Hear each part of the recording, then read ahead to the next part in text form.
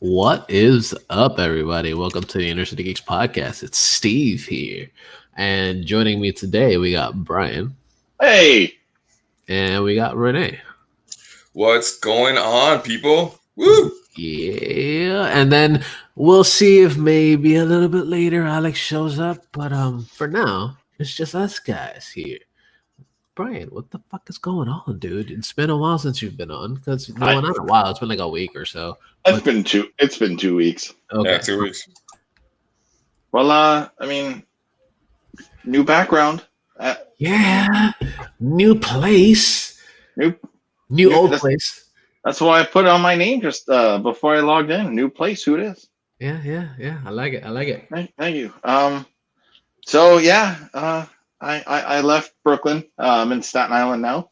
Okay. The Strong Island. Yeah. No, that's not Strong Island. You're in Shaolin. I'm in Staten, Italy. Yeah, that too. We took the plunge as it's not about us anymore. It's about the kids, and we needed space. Absolutely. And it felt so unreal when I was packing, but then felt even more unreal when I was doing the actual move on Sunday. Uh-huh. And we're putting shit in a truck, and just so weird. And then even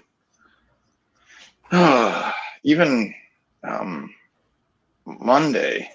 No, I'm sorry. It was Tuesday. We drove to leave the keys in the apartment, and I just walked in there. Did you lock the door, then leave the key inside? With that apartment, you couldn't lock the door from the outside without a key. Boo.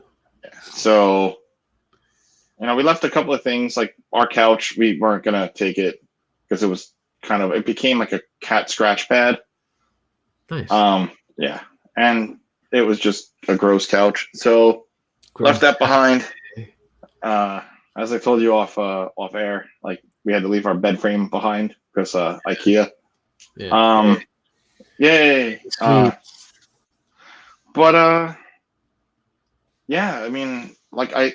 ran upstairs and I put the keys away, and I gave a quick look around, make sure I didn't miss anything. Mm-hmm. And then as I was leaving, I just looked and went only thing I'm gonna miss is just being able to walk to work. Well, that's good. That's a good thing. It's a good thing, actually. And this house, it's a family home, and as life went on, it was just my mom, and my mom barely even lived here. She was always living with a friend anyway, and you're gonna come here, you're gonna get your mail and stare at the walls for 2 seconds, and then get up and go home, to where you live. It's the house is being, useless. It's unneeded. Yeah. And so the offer came about, and the way 2020 hit, money's tight, and it's it only made sense. It only made sense. I mean, true story. So Megan, when I told you I met my wife on Match.com.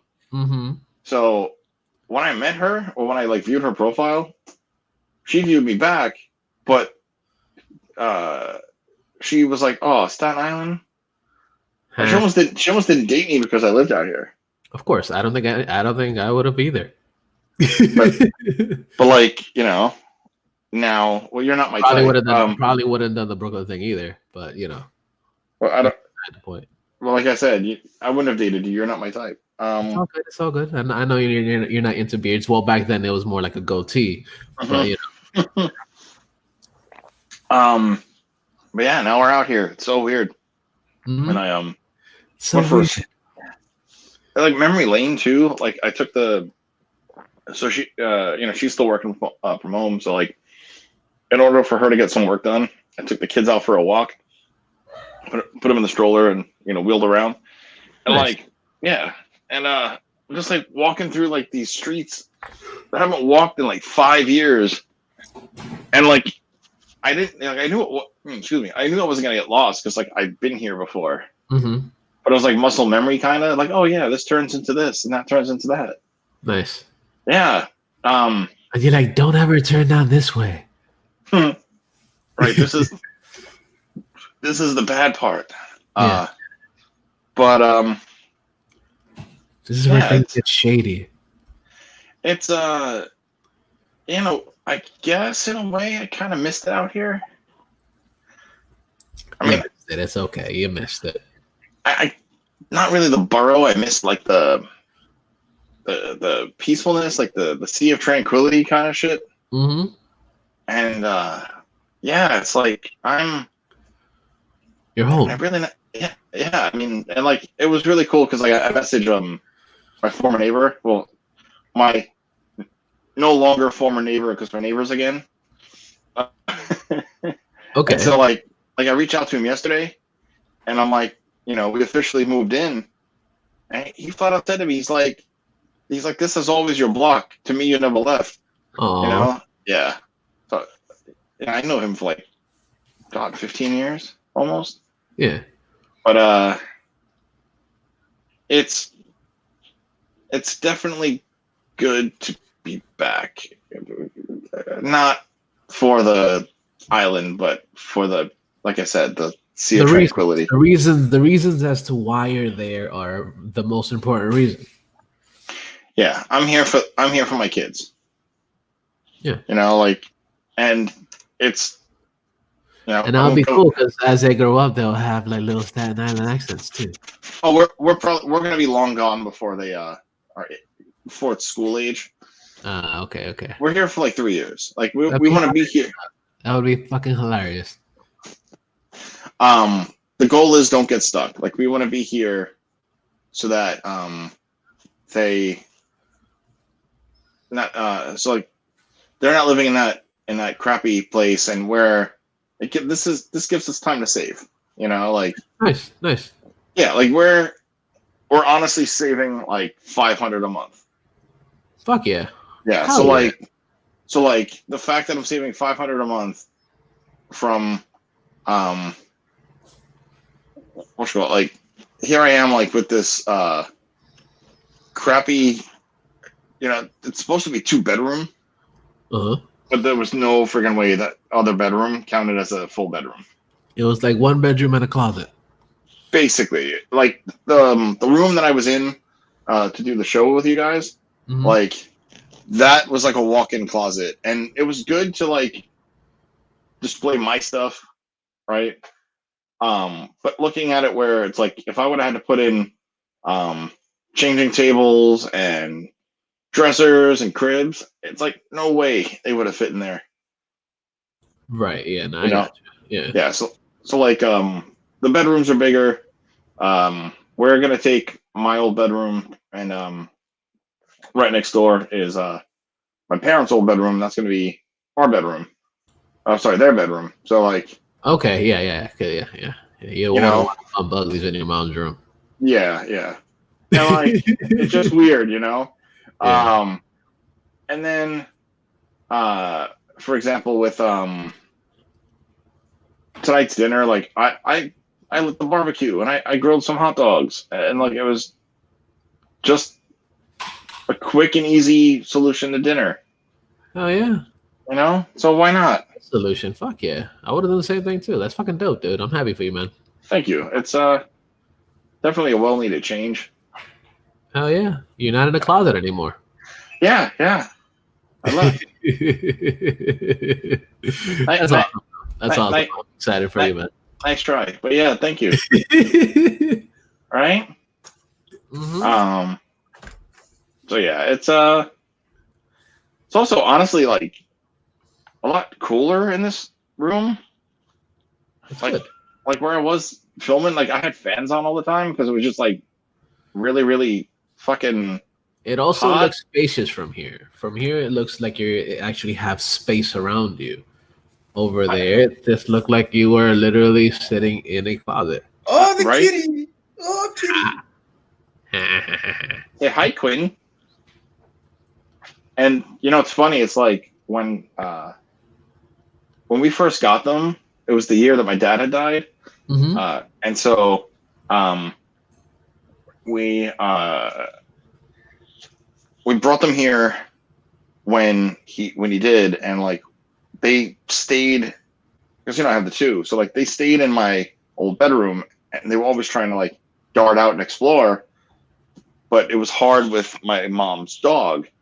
So like now they're like, ooh, what is this? We could go there. We could go where?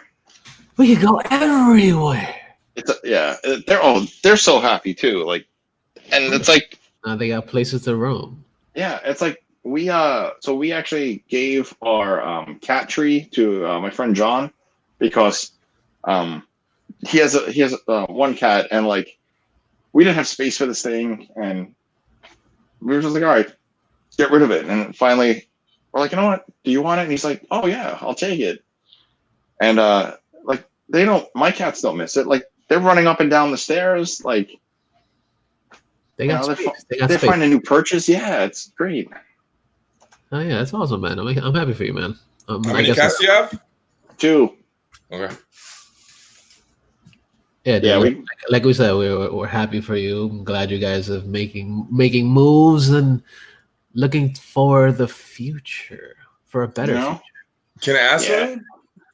Can I ask something? Yeah, what's up? What's the 3-year thing? Like, what's your plan? The 3-year thing is primarily like save money, and then maybe like head up upstate somewhere. Okay.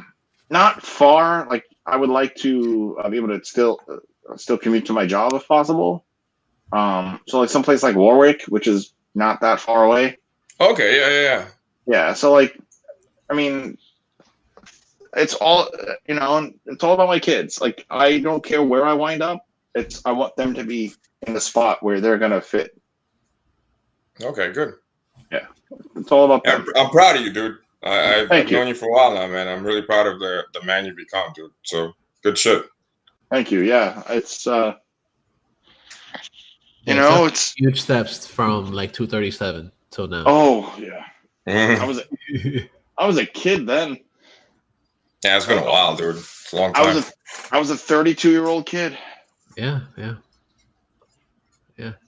Technically, at this point right now, this is pretty much the 8th year of the show of InnerCityGeeks. Wow, really? Yes. Holy shit. Yes, because a couple. I think it was last week that we actually was technically like the eighth anniversary of the show. No shit. Wow. Yeah. Oh yeah. Because I joined the year after, right? I came on 2013. Yeah. Yeah. And I started doing the toy thing in like summer of 2013. Yeah, that's right. That's when we all started doing stuff. It's whenever the fucking designer series Batman stuff came out from Capullo's. Yep, exactly. You know what I got to do? I got to send you the pictures from Chicago. I still have them on my Facebook. Wow. Yeah, I still have them. I was like, you look like a band. we're outside the C2E2. You look like a band. I think that's why we did it. Yeah. Like an album cover. Like somebody, I forgot who took the picture. It looked really cool. That's great. Hell yeah. Yeah, those were fun times. That was a fun time at C2E2 over in Chicago. That was awesome. That was really cool. Yeah. That was my first time there. Actually, that was the year I got to bar fight and fucking like I was like, yo, I love this town, and like I ended up moving in there. Yeah, I've never been. Yeah, it was fun. It's a cool place to visit, but not to live. It's like a bootleg version of New York. And I would have applied for press, but then conventions aren't a thing right now. Nah, well, like Read Expos. I mean, you could probably get in because you have more stuff. You actually have more than we do, but like you can get in because you already have the stuff through the Toy Fair stuff. See, but the thing is also like with that is like we even applied as just like a whole brand, and we didn't get anything because we have enough fucking shows on the thing, and if anything, as far as like talking about all the shit that we do. Nah, Read Expo is like really hard now. Like they really cut back. Yeah, Read Expo, anything not Read Expo, we have a chance to get into. Like the little ones on the East Coast and the ones here in Florida, we could definitely get in. But like anything Read, they're too cool for school for us. So fuck them. Yeah. Like I've done. I'm not sure. I've gone. Well, for those who don't know, Read Expo is like the big company that does a Comic Con. They do New York Comic Con. They do everything that's big except for San Diego. San Diego is its own thing from San Diego, like the city. But Read Expo does everything else, like C2E2, New York Comic Con. Are they connected to Toy Fair? No. Toy Fair is their own thing. Yeah. So like everything else that they do, Star Wars Celebration, that's Read Expo too. Yeah, like Toy Fair, and then the lesser known one, Playfair. That's the same company. Okay. Because Playfair is more like you could actually buy a ticket. It's only one level. Okay. And then because Toy Fair is more for press in general, because that's just like exclusive shit that's coming out within the next few months to a year. Right. Like, I mean, today when I was in GameStop buying Avengers, I finally got the McFarlane toy Spawn from Combat 11. Yeah, it's shocking to actually be able to find these things in the wild, without having to go, let me order it. Because fucking, I had one on order and like Walmart canceled my order. I'm like, what the fuck? How do you cancel the one thing that I want? Right. Oh, my other cat's up here. Nice. Get some fame, Fiona. Yay! Hey, fame. Hold I'm 15 seconds. I'm gonna look away. She's the adventurer. Nice. Yeah. So like I actually tried to get a freebie of Spawn at Toy Fair, but they ran out. Just like I having the connections did help. And I got I reviewed them like back in February, but like the V and the Johnny Silverhand from Cyberpunk, I got those. And the Vin Diesel Bloodshot figure, which is the figure is like so much better. Somebody in the chat just said they Fallen Toys postponed pretty much everything until next month. Oh wow! Okay, this month, yeah. Awesome. Thank you, Nerd News today. Yeah, shout out to Matt from Nerd News today, buddy of mine. Yay! Hey, there's actually well, you never met him, but that's actually Andrea's boyfriend. Andrea, nice. Yeah, I know Andrea. That's my homie. Yeah. We go way back. So they're the ones that helped me get into the first Lego Batman thing. Yeah. So that's like a bazillion years ago. Right? Everything just feels like a lifetime ago. Yeah, man. Exactly. This year is like taking forever to go. Like once we got to September, time slowed down and shit. Like 2019 seems like 30 years ago. Yeah. Really does. So, but yeah, so like, I wanted the Spawn figure forever, and nice. Yeah, but he was new in February. Was the point that I was trying to make? And like there was a reveal of like all the DC stuff, like Batman and Joker, the original figures. That all like kind of debuted in February, and came out right around then. Warhammer 40K figures, some of the DC Multiverse. Damn, that's a lot of fucking delay. That's a lot of shit. Hell yeah. Wait, who's making the 40K figure? McFarlane Toys. No fucking way. Really? Yeah. He was I gotta add that shit to my list, dude. Holy shit, I didn't know that. He was actually on display at Toy Fair. I saw the Bandai ones. Like I thought it was the Bandai one, but I guess it's the McFarlane one. That's awesome. Yeah. He because the comic's coming out, I think, in next on the 8th or the 15th. The Marvel comic. Oh, nice. No, the 21st. October 21st. Oh, sweet. That looks fucking good, dude. I gotta read really, it. really good. the art alone looks fucking amazing. Well, you know, the cool thing about being back here is that when I finally clean out the closet to like put in all my whatever stuff in my little bedroom, my old comics are actually in that room. Fuck yeah. Yeah. So I can actually so Matt is saying that Ben. Yeah, no, I'm the 40K guy. Nah, I know. Like the Bandai figure is more like a statue. It's really cool, but it's like a little statue. So I guess the McFarlane was gonna be like an action figure. I'm getting that shit, dude. Like it's fucking awesome. Hell yeah. You know, and it's funny how like some certain companies, their figures for less money are better. Like the Hasbro Black Series Mandalorian is a great figure, and I got the SH Figure Arts one, and I love that figure. But to put the rifle on his back, it's like I'd rather solve a fucking Rubik's cube. Huh. You know, and like I've been back and forth with Big Bad Toy Store, trying to get replacement parts, and they've been great. Like their customer service is like really spot on. But the fact that you have to go through all these hoops trying to figure out how to connect the damn weapon to his back, I'm just like, fuck it. He's either gonna hold it or he's not gonna wear it. just throw it at people. Pretty much. Yeah. But yeah. Awesome. So Renee, what's good, dude? We've been. What's up, man? See, I want to apologize to the listeners because I was like so out of it last week, dude. Like I had woken up high, like I'd gone smoking, and then I went to sleep and woke up still stoned. So apologies to anyone from last week. Okay, rock on, dude. Yeah, no, I know they're expensive. I mean, they're imports too. That's why they cost so much. It's a nerd news today.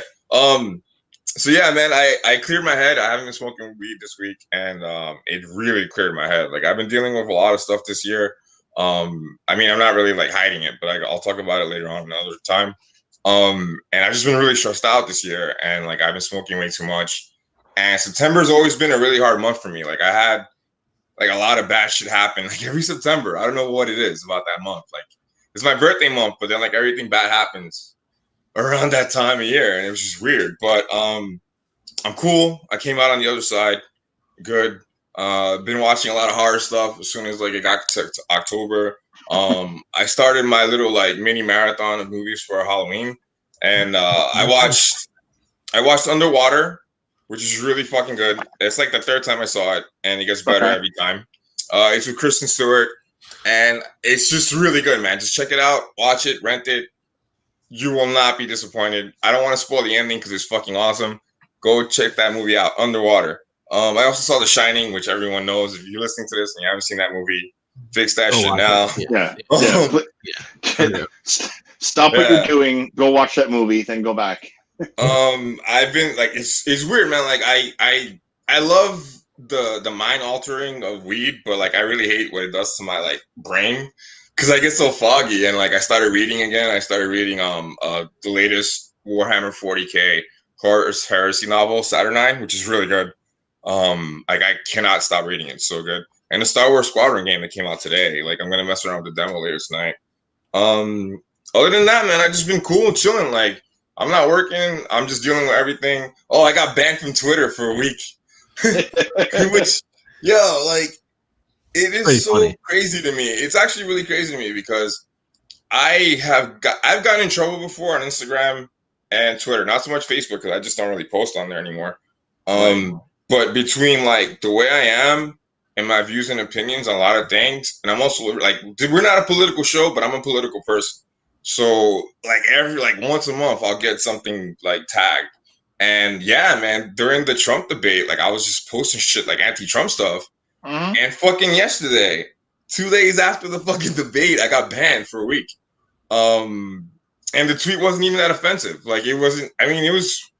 I mean, I said something bad, but it wasn't like you know, kill anybody or anything like that. It was just like a stupid tweet, man. I've said way worse shit than that.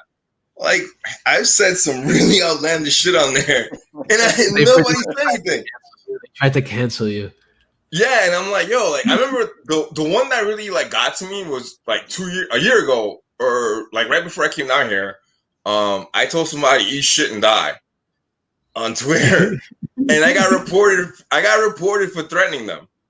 I'm like, yeah, I was like, are you serious? Like, but anyway, like, yeah, what cracks me up about this, other than the fact that like we're dealing with a really crazy situation today, I don't want to say it because I don't want to start a whole fucking thing, but like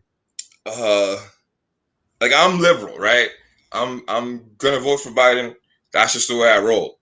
But like, it cracks me up that the Trump supporters call us pussies, and they call us like snowflakes. These are the motherfuckers reporting us. I was like, are you fucking kidding me? I've gotten death threats on Twitter and Instagram. I remember one that pissed me off so much, I gave him the address in Queens. And I'm just like, yo, like come over, man. And nobody showed up. But yeah, like it was just really funny to me that all that outlandish shit that I've said, especially this year, because I've been really angry this year. Like ever since my mom died, I've been fucking like just mad. So I'm like, yo, like all the shit that happened, like this got me in trouble. Like Steve saw the tweet. It's not even that bad. I was like, it's not. It was funnier than anything.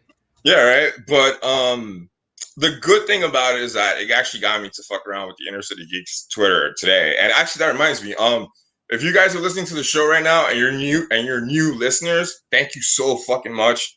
We've been doing this show for a while. I haven't been doing it for a while, but like I love these guys. I've known them for a long time, and we're just a crew of New Yorkers that love geeky nerdy shit. So thank you so much for giving us a shot. We're a different kind of crew, but we're good guys, and I hope you have a good time listening to us. Yeah, we talk a lot of shit. Yeah. And we don't care. We don't. Like, like the way I describe it is the way I like to describe it. Sorry, just last thing. The way I like to describe it is like we have that like inner city geek edge. Like we're all from the hood. Like none of us grew up in Manhattan or like Richie Rich in Manhattan. All of us grew up in the hood. So like, you know, and the older ones of us, we grew up, we're like OG nerds. Like we did this shit before the internet, before it was cool. Like we were like Bronx Big Bang Theory. Like, yo,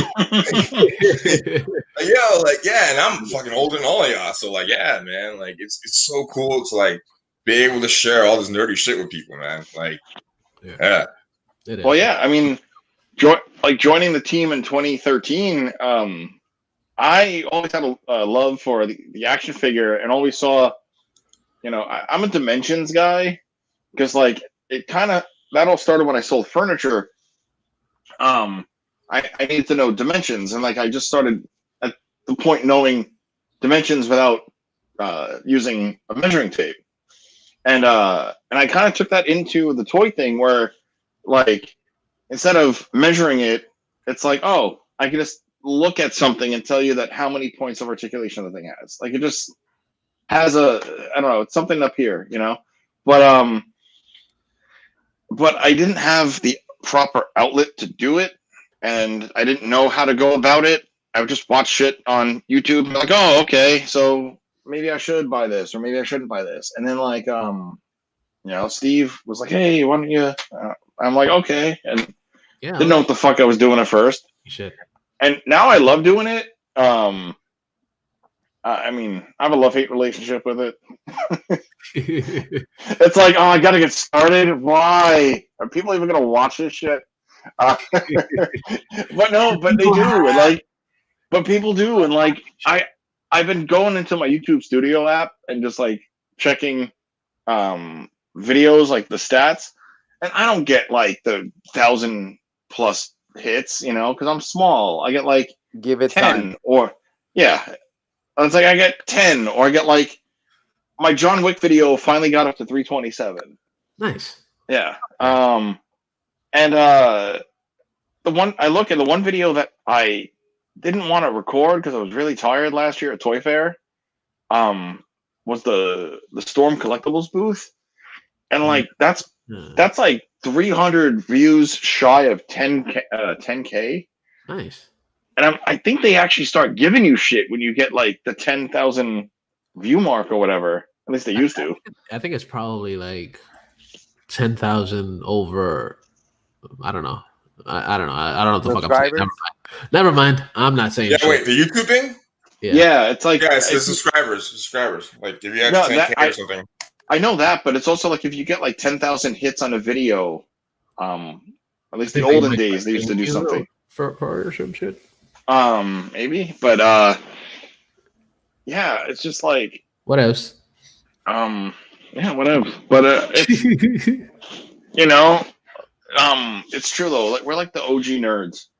Yeah. You know, we've always had we've all had our own thing prior to becoming a team, becoming a family. Oh, absolutely. We definitely have. We've all had our own little thing, and we've all made it to what we are now. Like we're more family than Dom fucking Toretto and his family. Yeah, we're not stealing fucking DVD players. Yeah, nobody's arguing. Like nobody hates each other. Like Vin Diesel on The Rock. Yeah, right. Yeah. It's like, oh, how do we get a new tough guy? Oh, John Cena. Okay. Yeah. Yeah. Oh, one quick thing. You know what I've been hooked on these for like the last couple of days now. Ever since it was like late night and I was packing up the glass cabinet behind me at the old apartment, and you know that's where I keep all my mezcos. And like I was packing all that up, and I had Screen Rant's channel on, and I love watching like their like 25 useless blah blah blah or movie trivia things, and then it happened to go into Screen Rant's pitch meeting. Okay. I've been glued to these. They go like 5 minutes, 10 minutes, 2 minutes, depending on like what movie. But the one that played that got me hooked on it was the Ultimate Batman pitch meeting. And it starts out with Nolan's trilogy, and then it goes backward into the Keaton stuff, and then it goes into the Batman Forever, the Batman and Robin. It's nice. like okay. It's like he's and so it's basically the same guy playing two characters. Like one like the studio head and one's like the intern with like the script. But the best part of the Batman pitch meeting was like for Batman Forever, it was like so Bruce Wayne's gonna be at a circus, okay, and then like Two-Face is gonna threaten to like kill people unless Batman showed up or revealed his identity, okay, and then there's this circus performer with his family. His name is Dick, and the guy's like, "Hey," he's like, "No, his name is Dick." Hey, no, his name is Dick. And he's like, "Oh, okay." And he's like, so he's like a teen or a kid, and he's like, "No, he's actually in his 20s." But then when they talk about the rubber nipples, they're like, "Oh, and there's gonna be rubber nipples in this," and it's like, "Oh," and then when they talk about Batman and Robin, it's like, "So about the rubber nipples, are they gone?" "No, they're more prominent." "Oh, okay." Yep. This time.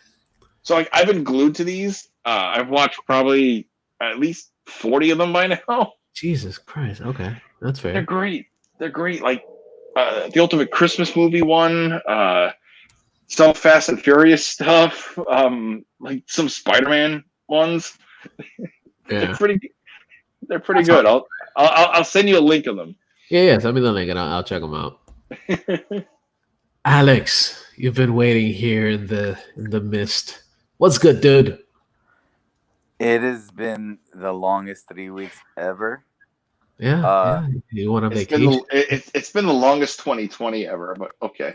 No, but I'm talking about so a few weeks back, I escaped from New York and I went to an undisclosed location because I took 2 weeks off, or I was forced from work to take 2 weeks off. And I had to get away from the city for a lot of personal reasons. Again? You all right, dude? Yo, what happened? 2 weeks again, dude? You all right? What happened, dude? Yeah. So I was forced 2 weeks. Because for whatever reason, since like Steve knows, when it comes to the place where we work, sometimes they don't have the coverage to, like let's say we want to take an actual day that we want to, especially now after with the whole COVID thing. right? They're like, no, you got to try to use your time before you lose it.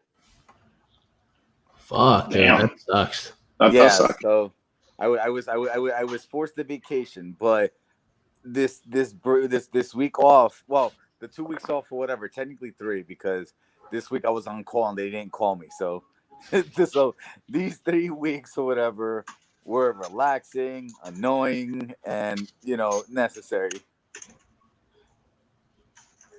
That's always fun. It's always fun to Yeah. have more time off, even though you don't necessarily need the time. Mm-hmm. No, but the whole thing is this, and I'll be honest with you, man. It's like whenever you take off from like work or anything like that, you like after the first few days, you don't realize how much you really needed just to get away from work sometimes. Mm-hmm. Right. And yeah, so my first week of my vacation, I escaped the city, New York City. So I went to an undisclosed location. I don't want to shout it out. Were you Snake Plissken? What happened? Were you Snake Plissken? Did you escape New York? Yeah. And I had to fight against Pam Grier with the dude voice, stuff Yes. like that. But yeah, I actually spent time with a very close friend. It's like family for a week. Sweet. So yeah, that escape was, like I said, necessary. To get away from the city itself is just nice. And I was I was like in the closest way I could explain it is like an upstate feel. Yeah.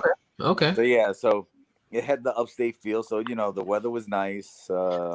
It's technically just being away from the city. Yeah. Yeah, dude. Like like I was saying earlier, it hits you after like the first few days of like that weight of relief, if you will. Yeah. So that was just nice. And then Right. when I came back to my area, I still had a week to go, and that week, which was last week, was my niece's birthday, my wife's birthday, my wife. Oh, So yeah, so it was my niece's birthday, my wife's birthday, and it was just preparing. I had, even though I had my niece's gifts, I've had already for a while. Thank you, Amazon. Yeah. So and then Jennifer stuff was miscellaneous things. I was still waiting for stuff here and there, Mm-hmm. and the one thing that I put in for so she can enjoy was that she had this idea for a cake that she wanted for her birthday. Uh-huh. And our mutual friend Tan, She wanted what cake? she wanted the Italian rainbow cookie. Oh yeah. She wanted that as a cake, Like covered in chocolate, but with the Yeah, so our mutual friend Tan came over and baked it because Tan's a baker. Because Tan is awesome. Yeah, Tan is fantastic. Yeah, Tan is fantastic. Exactly. Yeah. Yeah. So, and then that was the following Friday when I told you that I had guests over Mm-hmm. that I couldn't make it. So yeah, Yeah. it was that. So during the whole day, it was just baking a cake in this house, and since this cake was like some work, if I think if anything after this episode, I'll send you guys the pictures of the final product. Fuck yeah. Right. So yeah. So it was awesome. I just felt kind of bad because it was a lot of work on Tan's part. So she was busy majority of the day. So and then on the following day, that Saturday, that past Saturday, we hung out, we had the cake, we were just chilling out, watching random stuff. Saw that movie on Netflix, #Alive. Okay, I have not seen that yet. Is it any good? It's a lot better than expected. It's a zombie / outbreak flick or whatever. And the Korean one? It's Korean, so it's not. Yeah, it's supposed to be really good. Yeah, it is. It's a lot better than I expected. But it was like the whole thing of like when you go and watching a movie with like no expectations and you're like, okay, better than I thought. Okay. Yeah, like it was a really good time killer, and it was just funny because people like Tan and I who watched like different types of movies of like stuff like that, we were just like joking around on certain things. And like, this is whack already, but Jennifer never did. So Jennifer was like, she was in the midst of like, she was on her phone texting friends that were wishing her like like a belated happy birthday, because at this point like they knew that just hanging out and just other miscellaneous things. So she missed certain parts, so we had to keep like backtracking. Like it got kind of annoying. Like we had to rewind like 2 or 3 times just to like Jennifer, stop watching your phone and watch the fucking movie. Portal, man. The cake is a lie. It's Portal, dude. I'm the king of the video game nerds. Yeah. So yo, Brian, that reminds me. I got the GameCube. Ha. Sorry. Oh, so well, I guess I have a spare, but okay. Yeah. Go on. So then, so sorry, Alex. This week was just relaxation and just watching old episodes of One Piece and a new Netflix series that I just like came across, which is High Score. Nice. Okay. Yeah, so that's like kind of like the toys that made us, but like but for video games, yeah. Feel, but it's about the video games. Did you see the whole thing? What happened? Alex, did you see all of it? No, not yet. I watched like the first couple of episodes. Dude, when it comes to like me as an artist, I'm sporadic, so I'll watch certain things here, certain things there. Like, I'm not saying I get bored easily, but it's just like I'll watch a certain thing and be like, now I want to watch this. Like, Mm-hmm. Because they have a good episode, I think, on Mortal Kombat and Doom.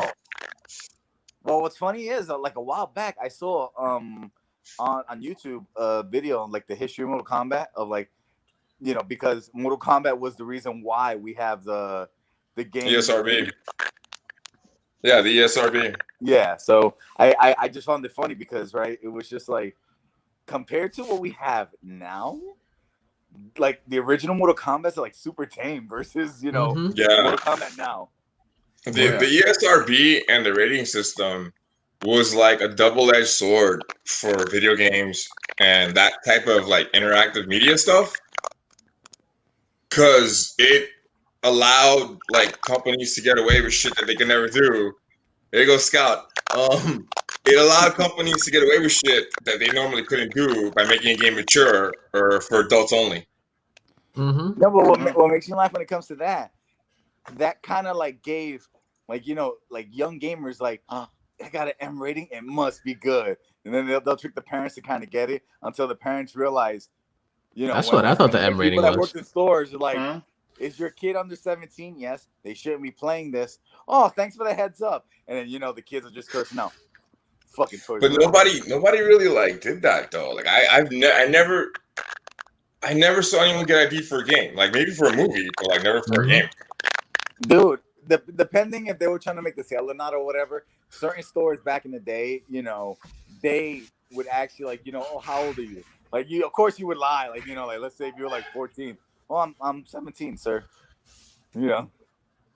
Like you don't have an ID, you can't really disprove it, Well, you could, but you just didn't want to show it. Yeah. But there's like I said, I've been back and forth with a lot of different stuff, watching him. Like I said, mostly that and One Piece, and then the bazillion episodes of One Piece. I saw this comedy special on Netflix a while back. I forgot the guy's last name, but he's a Dr. Jason something, and he's this Malaysia. He was a former like actual practicing doctor. Okay. That he is now he's a full-time stand-up comic, and just Ken Jeong? No. It's Jason. His first name is Jason. Last name I forget his last name. I would have to like go on my Netflix queue to look at it, but I'm not doing that now because then there's like too much noise right now. So, but if anything, when I do get it, like I'll just let you guys know the name of it. But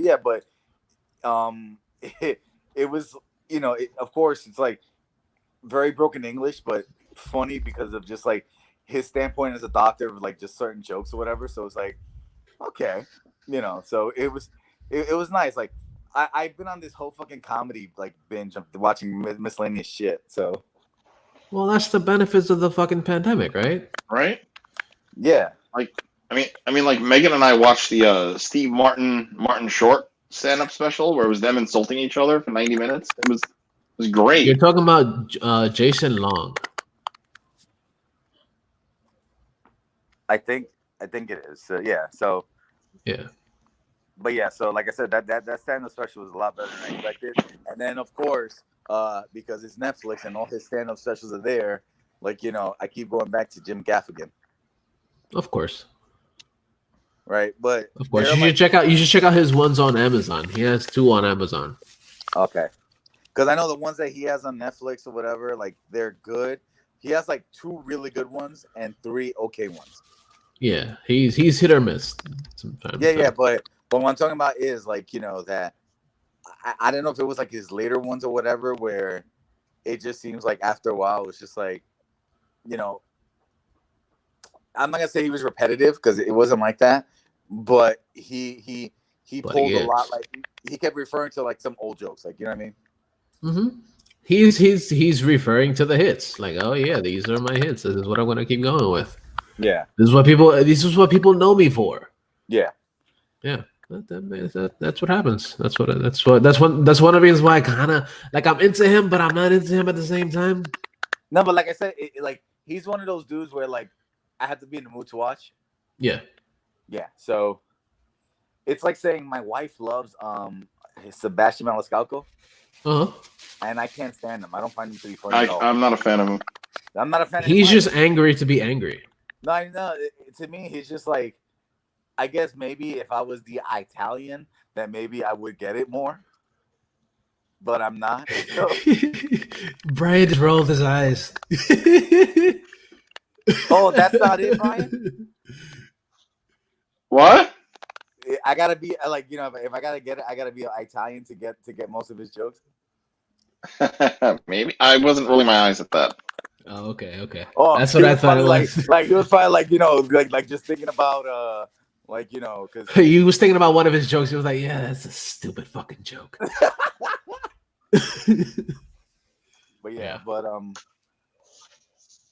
But like I said, it's just like another thing I've been going back to, even though he's been gone for years. John Panette. Yeah. I think you spoke about him a couple times the last couple times. Yeah, I know. But like I said, it's just it always seems like a go-to. Like when like let's say shit day, just play some John Panette, just laugh your ass off. off. Yeah. Funny fact. Definitely makes sense. Yeah. That's awesome. Yeah. That's awesome, man. I'm glad to see that you are back. And yeah. Hold on. Glad to see you're good. Yeah. I'm sitting down or whatever on the phone right now. So yeah. Sitting on the phone. Right here, whatever. It's not a dodgeball. It's my great niece's bouncy ball. Nice. But then if anything, I'll use it as a dodgeball. Fuck around. And Alex, you didn't notice I'm in a new spot. Yeah, the first thing I noticed right now is the little Harry Potter area that you have right to your left. Yeah. Harry Potter's bed. I don't get the reference. Oh, you've never watched Harry Potter then? I'm not a Harry Potterer. Well, yeah. Harry Potter, whatever, something like the little like the closet that's like connected to the underneath the stairs. Yeah. So that's why, like when I saw that, I was just like, "Oh my god!" Yeah, he's not a muggle. We moved on Sunday. We left Brooklyn. We're back at my mom's house in Staten. Oh, okay. So you finally did everything. So how are you adjusting? Everything okay? So far, so good. I mean, it's gonna take work to get things in order, but you'll be fine. Once we unparent it and make it ours, it'll be better. Okay. Yep. Because my mom's living with a friend, so it's like we have the house. Like this is, but like once I get like the mindset of like, oh, she's not gonna be here. Walking in it. Wrong saying that you're gonna Macaulay Culkin Home Alone, like my parents are not here, just start going crazy, jumping around, eating ice cream. I made my parents disappear. Yeah. He's gonna jump. Parents disappear. I made my parents disappear. One permanently. No, I'm not gonna go there. That's dark. Oh yeah, that's real dark. That's super dark. It's 3 years, so I could make the joke. No, it's like the whole South Park joke with 9/11. You have to wait like 11.13 years, but it could be funny. Mm-hmm. Oh right, yeah, okay, yeah. Yeah. It's almost there. It's almost that time. Yeah. Um, Give or take. With 2020, it's like 10 years. yeah. Right? So, awesome. I'm glad to see you're okay, Alex. Well, I'm glad to see you guys or whatever. Renee, Yeah. it's good to hear from you, dude. Man, it's been a minute. Yeah, man, what's going on, dude? Maintaining, brother, maintaining. Good shit, man. So Yeah. So as for Steve, Steve's been chilling, man. It's been a crazy week, and then I guess the main thing that I've been watching a couple things. I've been watching a lot of football. Wait, I'm sorry. Steve's here? Yeah, Steve's actually Wow. here. I've been here. Wow. I've been here this entire time. Wow, I had no idea. Yeah, Did you know? I mean, I wouldn't have fucking noticed. But yeah, Steve's been actually watching a lot of football, which is kind of interesting because I don't really watch. You're not a sports guy. I'm not a big sports guy, but like for some reason, like I enjoy football. I've always enjoyed football. It's 2020. And also the fact that like that's actually the first sport that is actually going to be allowing fans this week. Huh. Is also very interesting because I'm going to be working at the stadium this week. And that's going to be fucking fun because, of course, there are rules to all this shit because, of course, they don't want to continue the spread. But the main thing... But you live in the state and where all the restrictions were lifted. So yeah, pretty much. Please be careful. Wait. It's complicated. Hold on. Let me interject here really quick. The governor is an asshole. All right. I think I said it before from what I was talking about from the hotel stuff, right? So the governor said the state is open, but we're still fucked. They wanted all the mask ordinances are still in effect. The fact that he said we're open doesn't mean that we're open. But I mean, DeSantis is a fucking dick, so that's why. Like, it's really like it's not a good idea to be as open. I mean, me and Steve were talking about it before we came on that like we gotta close the country again. Like this shit's getting out of control. Mm-hmm. And back to you. Yeah. So the plan is for the stadium is that basically they're allowing people in, but at the same time they're allowing everybody in with masks on. They're only going to be occupying up to 25% of the stadium. Okay. So there's not going to be tons of people just cramming on top of each other. Even though 25% sounds like a small number, it's still a pretty big number out of a stadium that holds a couple thousand people. Mm-hmm. So that's a thing. One of the best things that I think is the fact that they're going to be going completely cashless. So there's going to be no money interaction there physically. No shit. Yeah. Are they going to sell booze? Okay. Yes, they are going to be selling booze, but one of the rules that's is... That's what scares me. Yes, one of the rules is that if you are drinking or eating, you can take off your mask in the process of you ingesting the liquor or fucking beer, water, whatever the fuck you're drinking or eating, but you have to put it back on after you're done with it. So you take a bite, put on your fucking mask. But you have to be you just have to be masked the entire fucking time that you're there. That's the main fucking rule. And if you are not maintaining that rule, you got to get the fuck out. Okay. Everybody that comes in gets checked for their temperature and you have to have a mask on as soon as you get into the fucking place because if you don't have it on, you can't get in. Good. That's the fucking rule. But the thing that they're doing this week as well, which is something that's interesting too, is that they're only allowing people that have season tickets from like 1990 until now, or from before 1990 until now. So only if you're a season ticket holder are you getting you're allowed to go see the game, which is kind of interesting. It's not a bad thing that they're doing that because they're not just letting random fans into the fucking stadium at that point. Okay. It's people there are dedicated fans to the thing. Well, from what you're kind of telling me is that you said 1990 until current, right? Yeah. It seems like they want to keep away seniors. Like, that's how I'm taking it. That it's not necessarily just the seniors, because even people in the 1990s even people before then had fucking those tickets too. So like those are still the same people that are going to be going. All right. Because I mean, like the other way that I kind of take it as too is that with the 25%. If I'm correct, and you can tell me if I'm wrong, that nobody's gonna be like in the front rows, like nobody, like No. that's blocked off. Yes, the whole front area, the pretty much the first 8 rows are completely blocked off all around the entire stadium.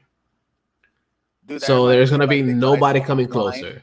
I don't know. Maybe you've seen it. Did you see what they did with the Denver Broncos stadium? That they put the South Park characters. Yeah, exactly. But they did it differently because that was still before they actually let people in. Every I think every stadium is gonna be letting people in starting this week, but that was just, I guess, South Park promoting their own shit. But a lot of stadiums, they actually, even the baseball stuff, they actually had cardboard cutouts of either fans or random people or whatever in the stands, basically looking like actual fans, because they actually did also like fill in the stadium with the noise from the people and shit from the video games sometimes, or from like older games that they actually recorded. Oh, dude, shit. You know what been classic? They got stuff for like Nintendo or something like that. So you heard right.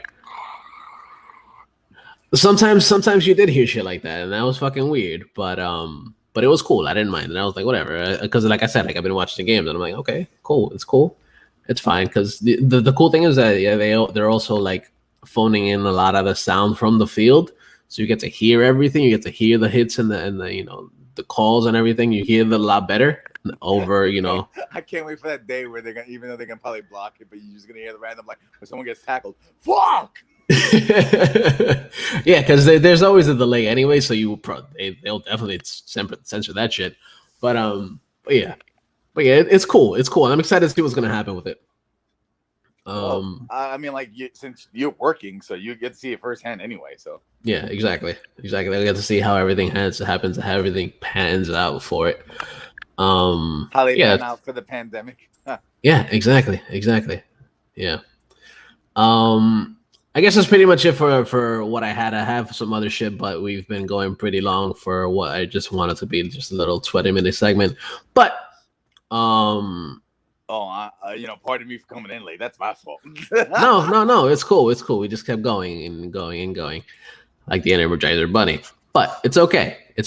So what I want to do now, I want to get into the ranker list. We've done ranker lists before, and why not do it again? Because we did one last week, of course. No, we did one the week before last. And I was like, I'm gonna joke around saying like I don't remember. It's like you weren't on. Oh yeah. Yeah. But this week is actually a pretty good one. Is Brian back yet or no? No. I guess we'll continue it with him, and then he'll join in whenever he joins in. But the ranker league this week is going to be a fun one because it's stuff that we actually do enjoy for the most part. And we're going to go with the greatest animated superhero television series ever. And that's a simple one. That's a simple one that we should get, right? We should figure out because, it's animated shows. Animated superhero shows, of course. And that's like a majority of stuff we watch anyway. So it's like, this is going to be a fun list. Yeah. I'm pretty sure we will get all of these on this list right here. Yeah, it'd be kind of funny if we name like obscure ones and they're like up there, like, how is that up there, man? Yeah. Unfortunately, these are not obscure ones. These are ones that we most definitely know that we've mentioned on the show and we've talked about things about them. So I'm going to start with, let's go with Renee. What is it? Your first choice for the greatest animated superhero show on TV. The animated Batman series. Batman the animated series is the number one. Okay, that makes sense. Of course it is. Yeah. Yeah, that show is like a classic, dude. Like I've been watching a lot of the, because every now and then, like I'll watch a random episode. Dude, and they're actually really good. We have the box set, so like every now and then I'll put it on in the background. Yeah, it's fucking great. It's one of the best shows ever. That show is timeless, and we discussed it plenty of times. That and the Burton Batmans made me a Batman fan for life. Mm-hmm. Absolutely. So, Alex, what would be your choice? Well, he took the obvious one that I would have said first, or you would have said anyway. If this was your list. Yeah, I would have definitely said have to go, and it's to this day, even though it's very dated now, I'm gonna say X-Men. X-Men is number 7. X-Men the animated series. Still pretty good. Yeah, they're on Disney Plus, right? Very well. And yeah, it's on Disney Plus.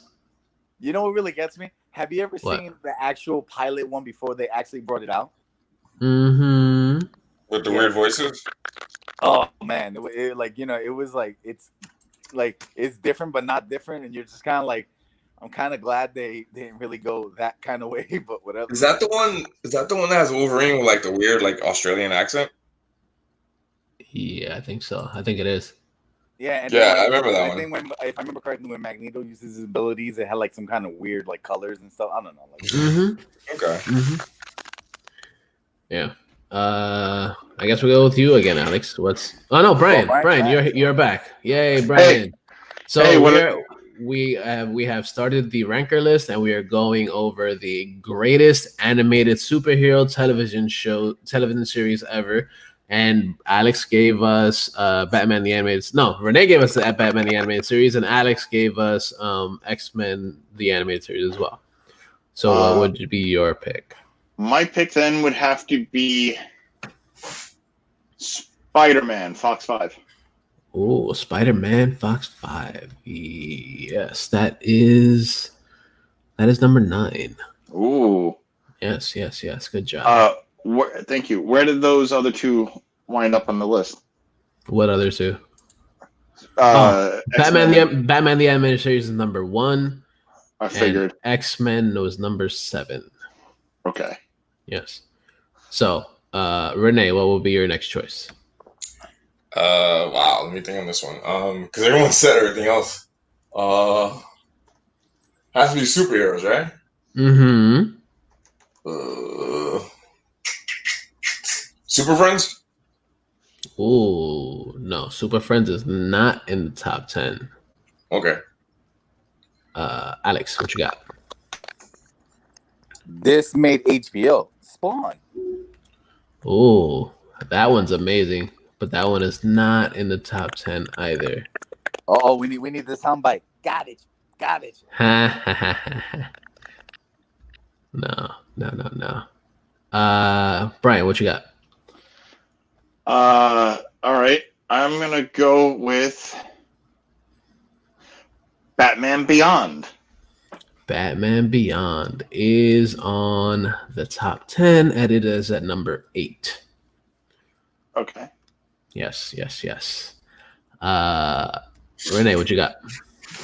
I'm guessing this has like some Nickelodeon fucking TV show on it because I'm drawing a blank, man. Let me think.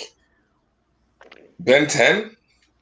Ooh, no. Ben 10 is not in the top 10 either. No. Cartoon Network. Yeah, that is Cartoon Network, but that's not. Alex, what you got? Dude, we're gonna have to continue on or whatever. It would have to be Justice League.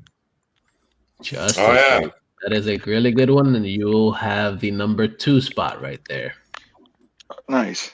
Yeah, Brian. You got an easy one, dude. That's like he just kind of set it up for you. Yeah.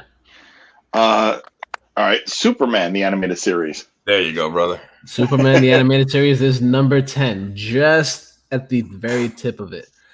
But I love how Renee and I just like from that is like he set it up, and I'm like, okay, I know what's next, and it's just like that flow. Yeah, but it could have been something else. So Renee, what else you got, dude? Oh damn, it just like flew out of my brain.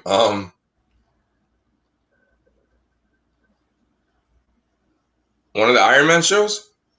No Iron Man shows. I'm drawing a blank, dude. Yeah. Let's finish up this round, and then I'll go over the top 10. Alex, what you got? It would be funny if I go Justice League Unlimited. Are you asking, or is that your answer? No, because it just seems like that list is all Justice League.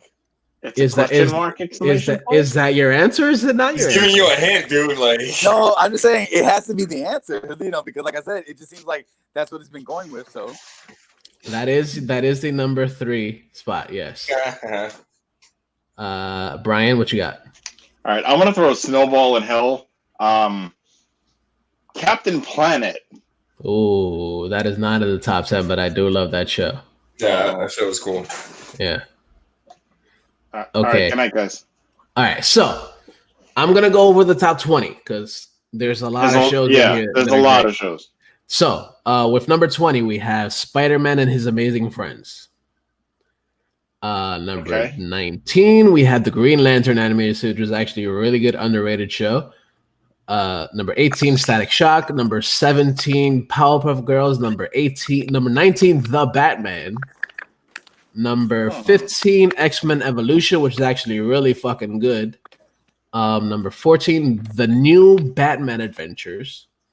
Number 13, we have the Teenage Mutant Ninja Turtles. Number 12, we have Wolverine and the X-Men, which was another great underrated series. Man. I really gotta see that. That shit is fucking great. I've heard good things. Like, I want to check that one out. I think it's on HBO too. It should be. It's either on HBO or on fucking what's the other one? Fucking Disney Plus. Oh, duh, yeah, Disney Plus. Yeah. The Avengers: Earth's Mightiest Hero comes out at number 11. Superman and his amazing series, the animated series, is number 10. Spider-Man is number 9. Batman Beyond is number 8. X-Men is number 7. The Spectacular Spider-Man is number 6. Teen Titans is number 5. Not Teen Titans Go, but the regular Teen Titans. Justice League number 4. Justice League Unlimited, which is number 3. Justice League number 2, and Batman the Animated Series at number motherfucking 1. A lot of Batman on that list. Well, of course, the greatest Batman related. Those cartoons were like the best of the best. They're really good, man. Like, honestly, one of the Renee kind of put it as a point that the animated series is timeless. Like, it doesn't matter when you watch it or whatever. It's just good. It's like you just kind of understand it better as an adult as you would have in the 90s as a kid. Like, I would have been 12 when that show started because it was right, or was it 92? Was it? Anyway, I forget what year. 1991, like shortly after the success of '89 Batman. Okay, so I would have been 11, and so however many seasons it had, I don't remember, but watching that, just going like, wow, like the Joker's creepy, but then you watch clips from old shows, and you guys remember the episode where he pretty much tortured a guy for like a solid episode? Yeah. Like, where it was the guy that like had road rage. Mm-hmm. And like you just look back now as an adult and you're like, holy shit, like he was gonna murder this guy. No, do you remember when he tricked the Joker really at the was. end? Mm-hmm. That he got his comeuppance against the Joker. Mm-hmm. And then I was gonna joke around saying, like, in later episodes, you never heard from that guy again. Yeah, pretty much. I mean, like everything, just I guess even like as an adult, you just understand the character better too, whether it be written or like animated or in movies or whatnot. But like, yeah, I mean, the animated series, it's not streaming anywhere, and that really bugs me. It was on Amazon for a long time. They should put it on fucking on HBO Max. Oh yeah, HBO because I told you Harley got renewed for season 3. Yeah, everything got renewed for season 3. Teen Titans, Doom Patrol, and Harley. Nice. I gotta watch Teen Titans and Doom Patrol. I'm so far behind. They're so good. Yeah. The one thing about Batman the Animated Series that I like really, there's two things about it that to me make it the best. Mm-hmm. It's the show that started everything in the 90s with like the superhero renaissance and the comic book stuff. We wouldn't have the movies absolutely. and stuff we have now if it wasn't for that cartoon show because everyone watched it. This was back before the internet was like big, so like, and we barely had cable back then, especially in the Bronx. So we used to watch that shit religiously.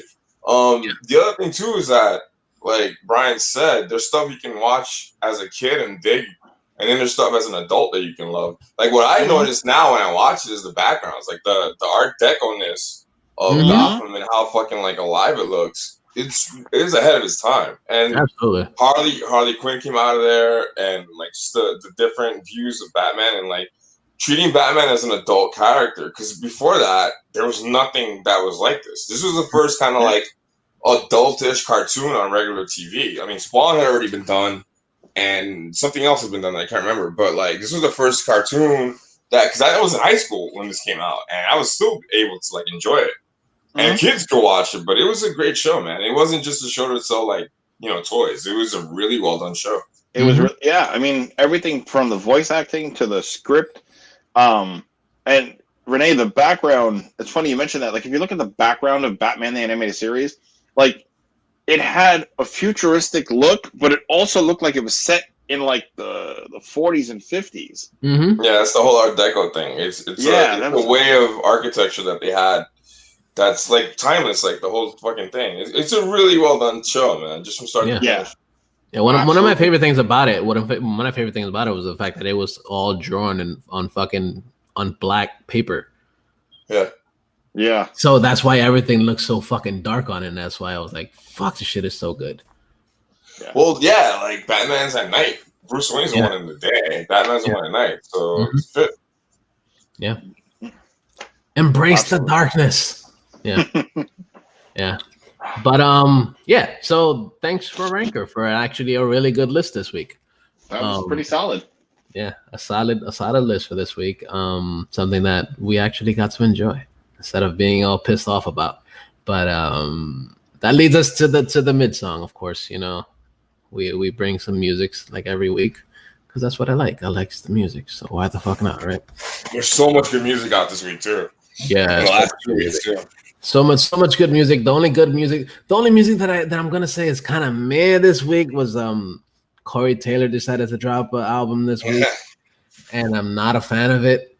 I tried to listen to it. I tried to give it a couple listens, and I'm like, no, not. You know what it is too about that whole fucking band, man? Like they're too rich to be that fucking angry now. Like no, see, that's the thing. For this album. For this album, Isn't he basically his solo band or whatever, his solo thing. It's his solo album, and he has like from hip hop to fucking like rock to country. It's all over the place. But like he basically put out a thing saying like, "Yo, I'm not the angry guy I once was." That's why he's working on this thing. And I'm like, I listened to it to it a couple times, like I said, and I was like, I was just not digging it. This wasn't for me. Gotcha. Well, honestly, his cover of "Wicked Game" by Chris Isaacs is pretty nice. Yeah, that was for Stone Sour. Yeah. But you're like, God damn it, you're right. That was a few years. That was about almost a decade ago. Yeah. Wow. Okay. Yeah. And look at how back you have to reach for that. It just literally popped up on my YouTube music preferences, like when I was out in the Adirondacks a month ago. So I thought it was new. Yeah, that's not new. No, it's new to him. It's new to me. Yeah. So speaking of something that's going to be news to some of you guys, is the band that I'm talking about now is a band called Kataklysm. They've been around for almost 30 years. Well, yeah, give or take about almost 30 years. They're a French-Canadian melodic heavy metal, melodic synth metal, melodic metal, whatever the fuck. It's hardcore shit. And I fucking dig it, dude. They just came out with an album last week they came out with an album. And the song that I'm going to be playing from that album is called Underneath the Scars. And it's so fucking good. It's one of my favorite songs on that album. from what you guys heard of the song, what you guys think?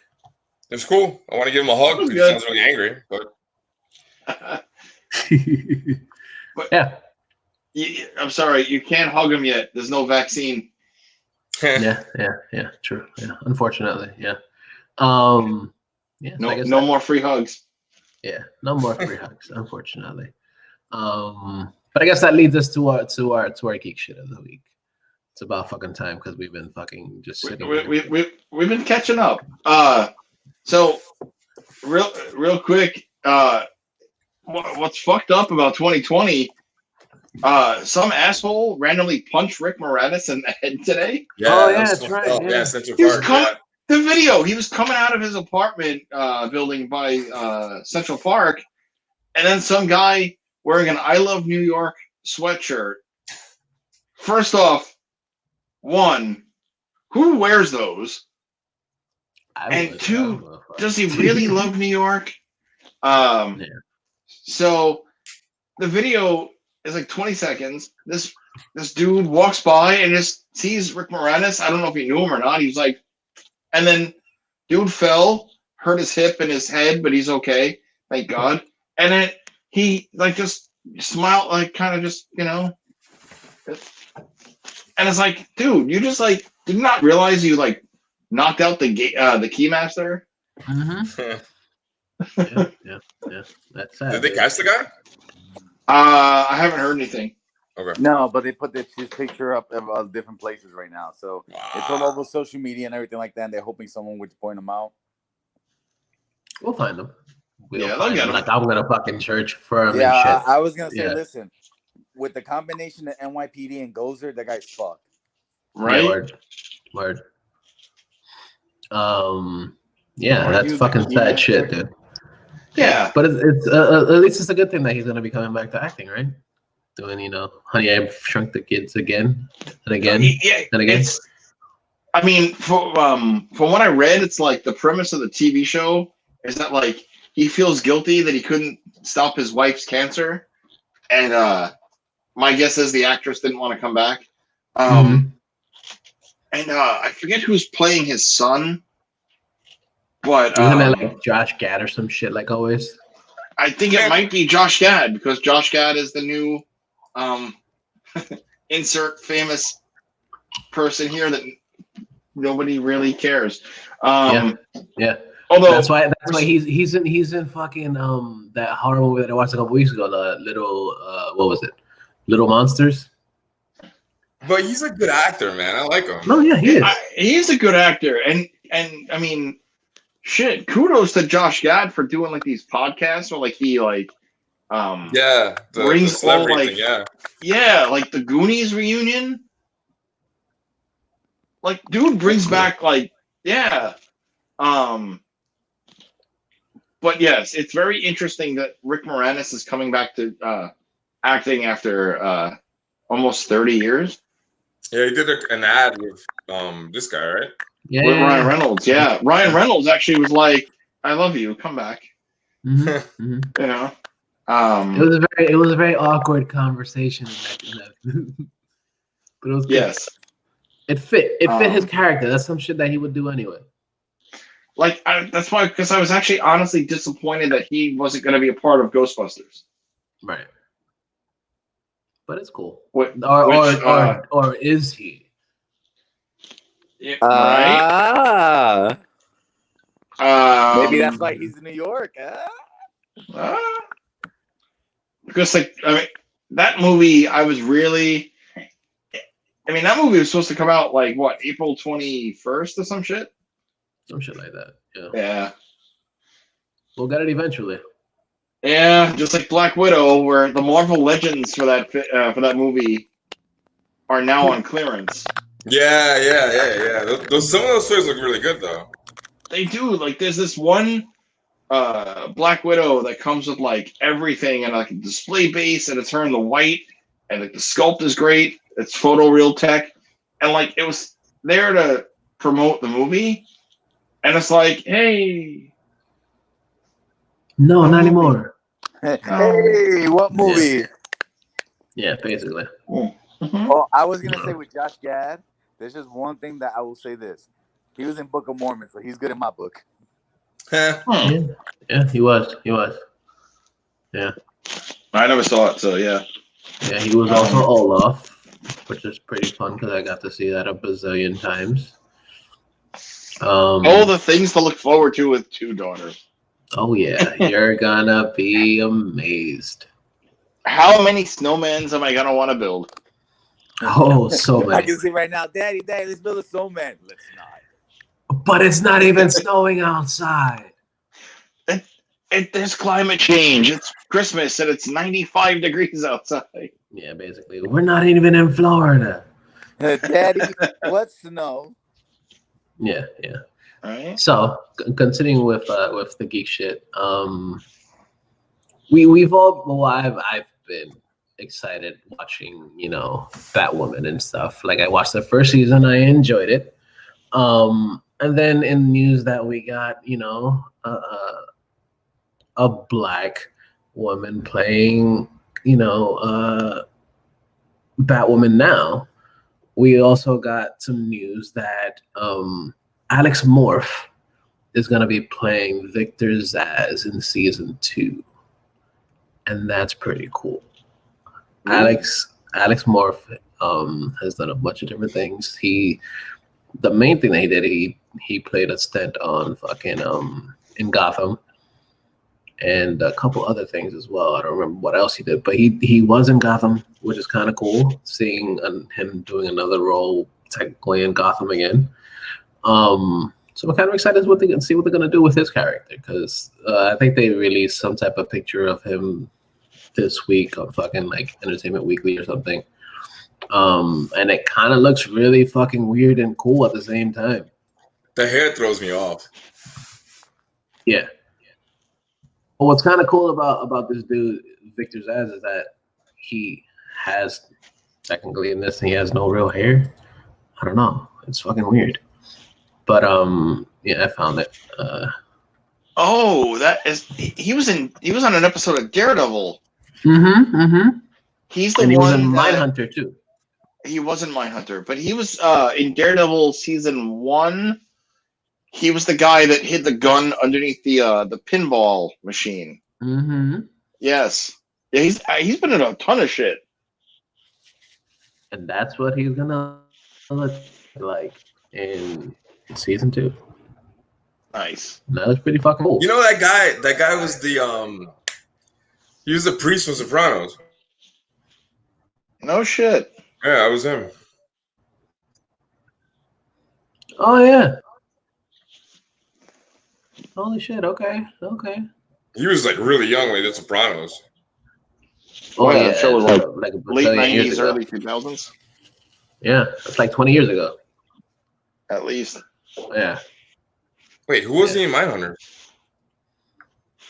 He played something in Mindhunter. I don't know. Oh, one of the cops. Yeah, one of the cops. Yeah. Yeah. I love that show. Yeah, like, I just watched it really stoned. So. Which for that show, I really hope shit comes together for a season 3, because it's on like a pause or some shit. Yeah, but supposedly they're gonna be like Fincher's been convinced to maybe give it another go, so they're gonna see what happens after all the COVID stuff is over. Because everyone that on that show like blew up after the second season. They're all doing other stuff now. Yeah, I mean, what's his name? Wow, I'm blanking on names, but the Fed who started the whole program, he was in Hamilton. Okay. He played King George, but I mean, he's also been in other things. Oh too, yeah, that's right. Yeah. But yeah, I really hope they bring that back, because I want them to finally be able to catch the BTK killer, which the whole show was leading up into the real, But yeah.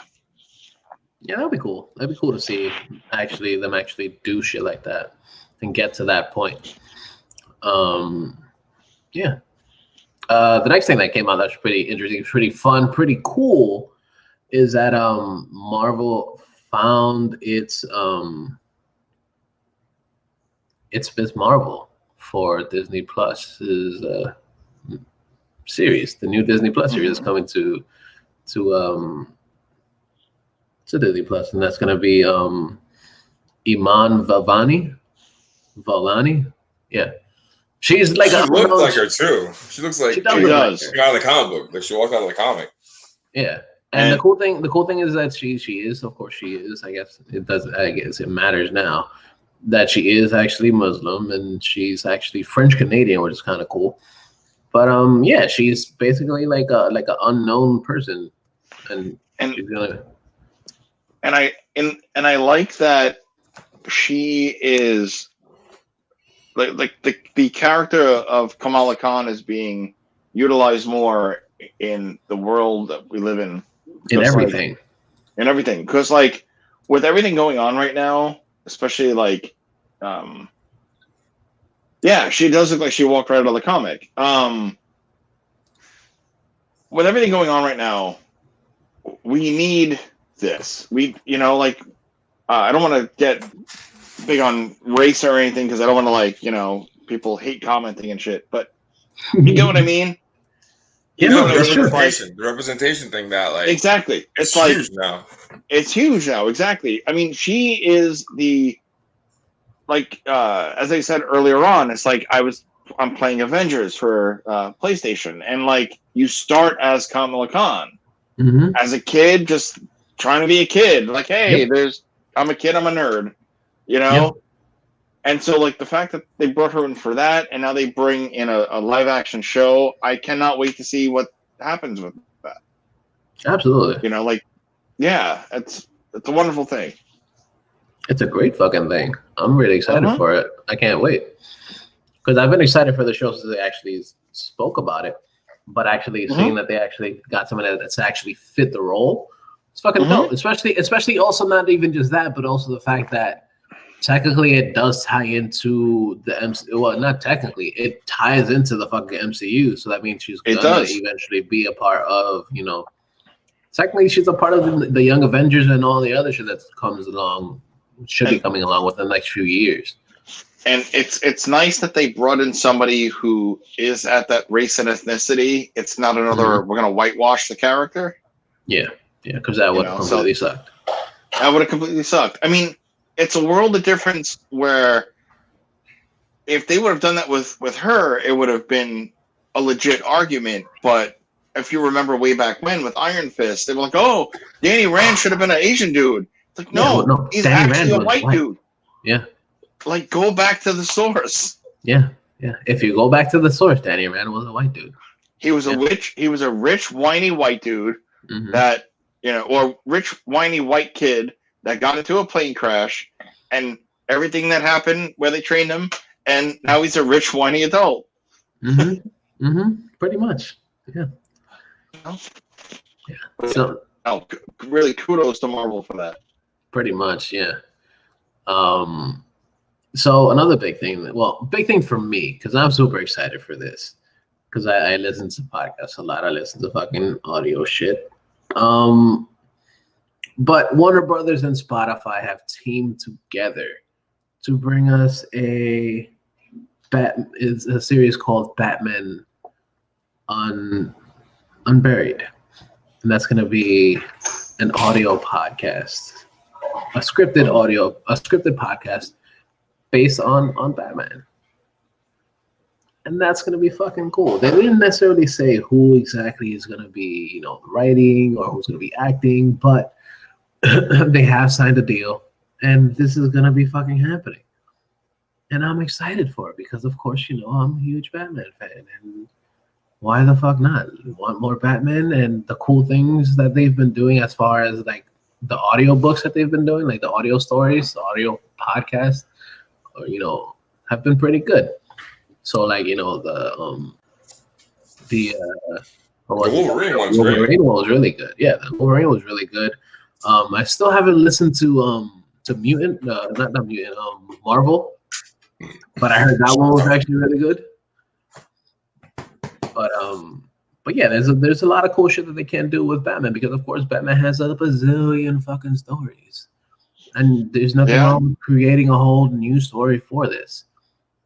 Because also, like a lot of things about the Batman stories that you don't necessarily need a visual for it, because a lot of things are more like mental. Like, Yeah. he's a fucking detective that's thinking about shit all the fucking time. So it doesn't have to be fucking like, oh yeah, what am I looking at? Or what am I seeing? No, you just fucking talk about it. And that's what I love about it. If So it's as good as the Wolverine one, it'll be really, really good. Because I heard the Wolverine one while I was driving Uber, and they're good. Yeah. If you haven't heard it yet, like look for it on Spotify. It's actually really good. There's 2 seasons. Oh yeah, I heard the first one. I had the first one a while back on Stitcher.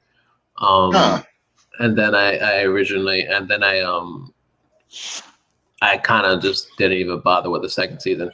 It's got the dude from The Hobbit as Wolverine, Armitage, whatever his name is. Oh yeah. He was pretty good. He was pretty good at Wolverine. Yeah, no, it was really good. I was shocked, like pleasantly surprised. Good story and everything too. Yeah. So check out the second season. They continue it. Are these basically like the modern day take of what like our grandparents used to listen to the radio and exactly, like radio Superman and whatnot? It's like an audiobook, awesome. But like better. It's good. It's a radio play technically. Sweet. The Batman one is gonna be good. The Wolverine one is like Wolverine in Alaska, like with some murder mystery thing with Wendigos. It's actually really good. Yeah. Wendigos are awesome. Not necessarily truly awesome, but like stories about Wendigos are fucking insanely good. It's like, deep. It's good. Yeah, I like hearing stories about Wendigos because I just recently got back into them because of one of the podcasts that I listen to. They talk a lot about random shit like that, like cryptids and cryptids and all that shit. So yeah, I like it. That's really cool. Yeah, it is. So yeah, check out that one, and then also keep an eye out for Batman coming to Spotify. Yay. And then some other cool shit that came out this week that some people are, iffy about it, and also like not so excited, and some excited, some not excited. I'm excited.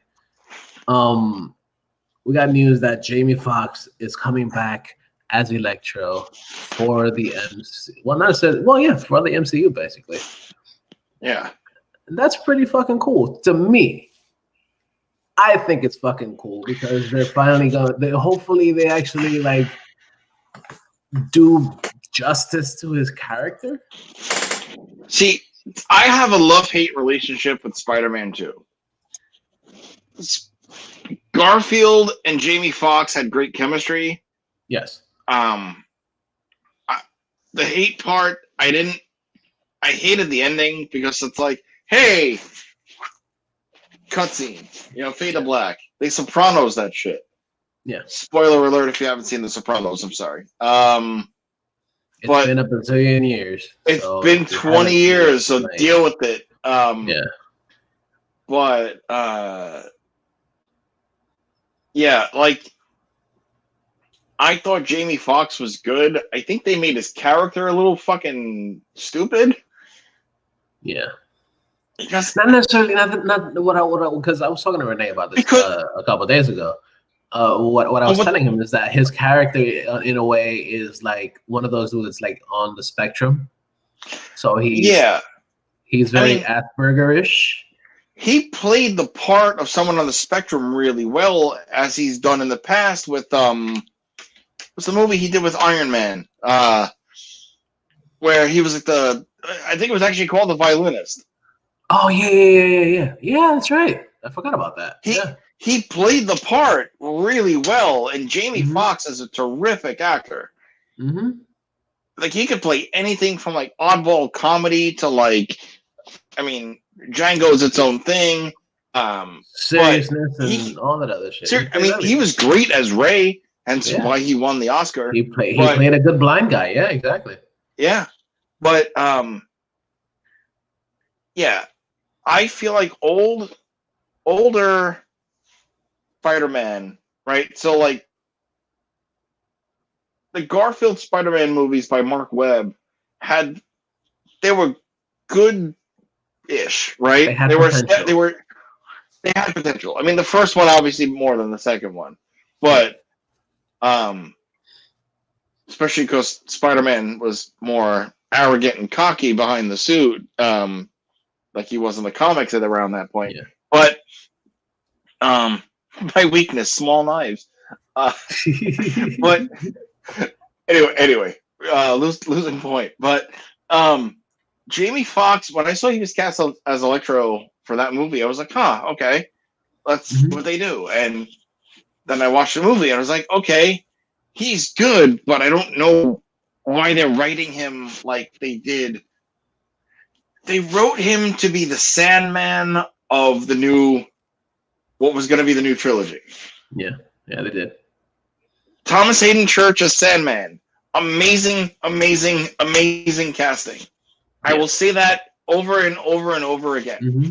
He was fan-fucking-tastic as Sandman. Yeah. And then you had... Why? And then... Yeah, you had Dancing Spider-Man, yeah.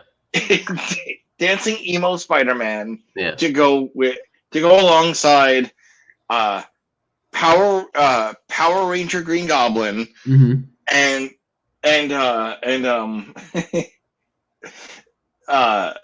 Jersey Shore Topher Grace. Yep. In a Venom suit. In a Venom suit. But the reason this is happening, the reason we're getting this is because the rumor is, and I think it's like a really good rumor, is that they're going to be doing the multiverse or the Spider-Verse. It would be good to see. It would be good to see Andrew Garfield finally get closure. Yeah. And both of them actually. Yeah. I was gonna say Toby as well, but for a different. Anyway.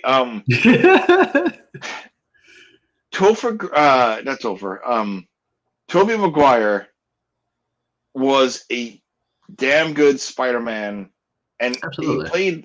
he played the Peter Parker part really well. Mm-hmm. And like he was young looking at that age, even though he was older, he was believable as a high school student. Mm-hmm. Kind of. Andrew Garfield was a little too older looking. Yeah. He should have been more like I'm a college kid starting the whole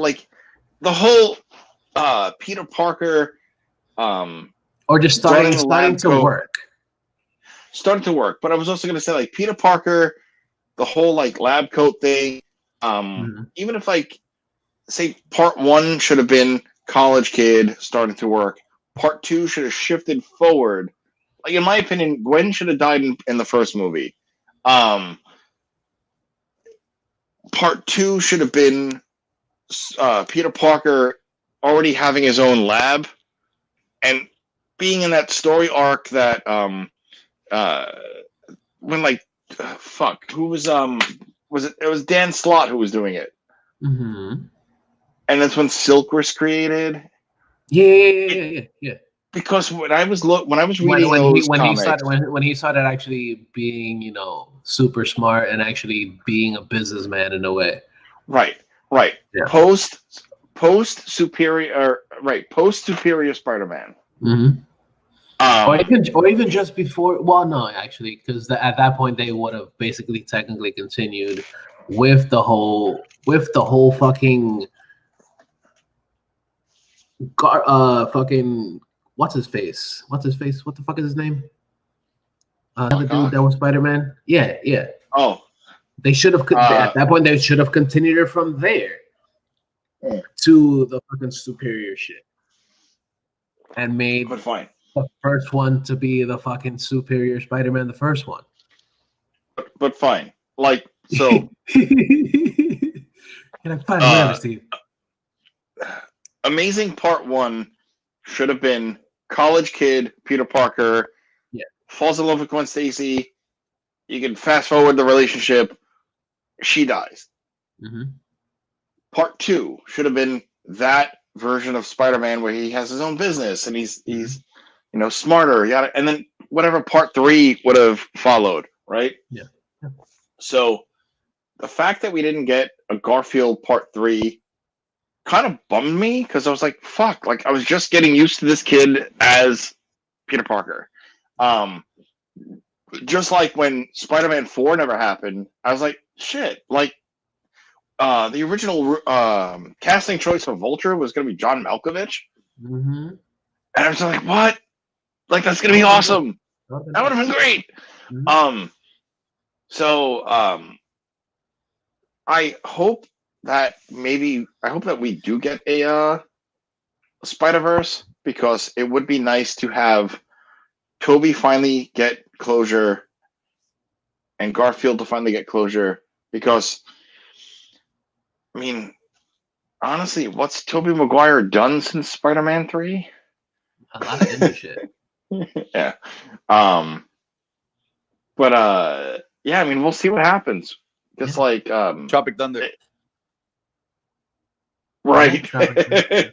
He was in Tropic Thunder. I forgot about that. I think everybody forgot about that. Yeah. Yeah.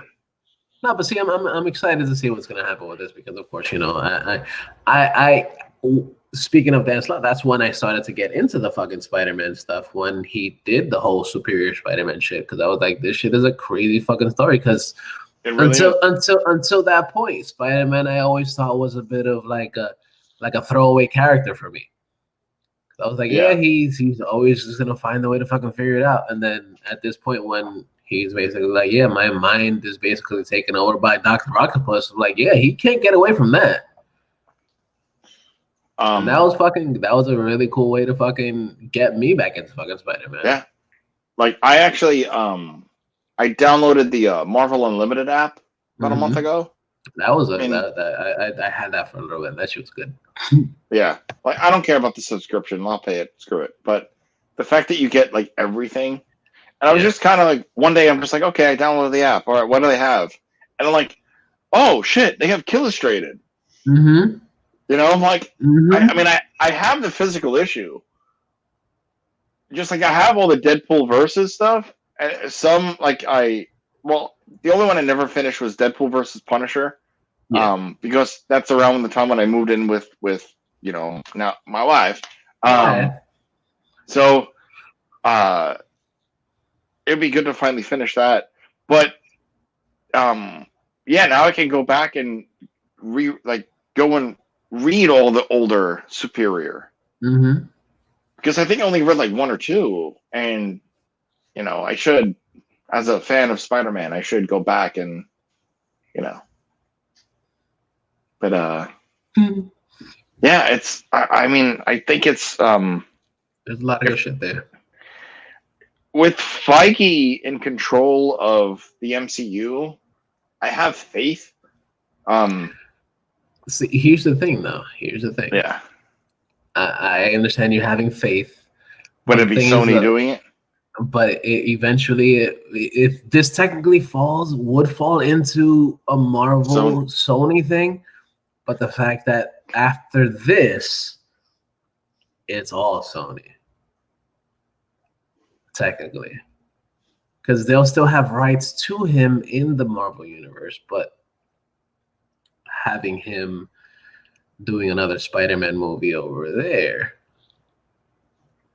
Well, maybe Tom Holland will be drunk again and pick up another phone call. True. We'll see. But we'll see. It all depends, I guess. You know, we never know. Oh, at least us here, we never know. You know, he'll call and be like, "Underoos," and then we'll have a whole new. A whole new everything. Mm-hmm. Yeah. And I guess the final piece for this week, at least for me, I don't know if you guys have anything else, but the final piece for me is that I'm a fan of Conan the Barbarian, especially the movies. I never really read the comics like that, but I'm a fan of the Conan the Barbarian movies with Arnold Schwarzenegger. They're just fucking great.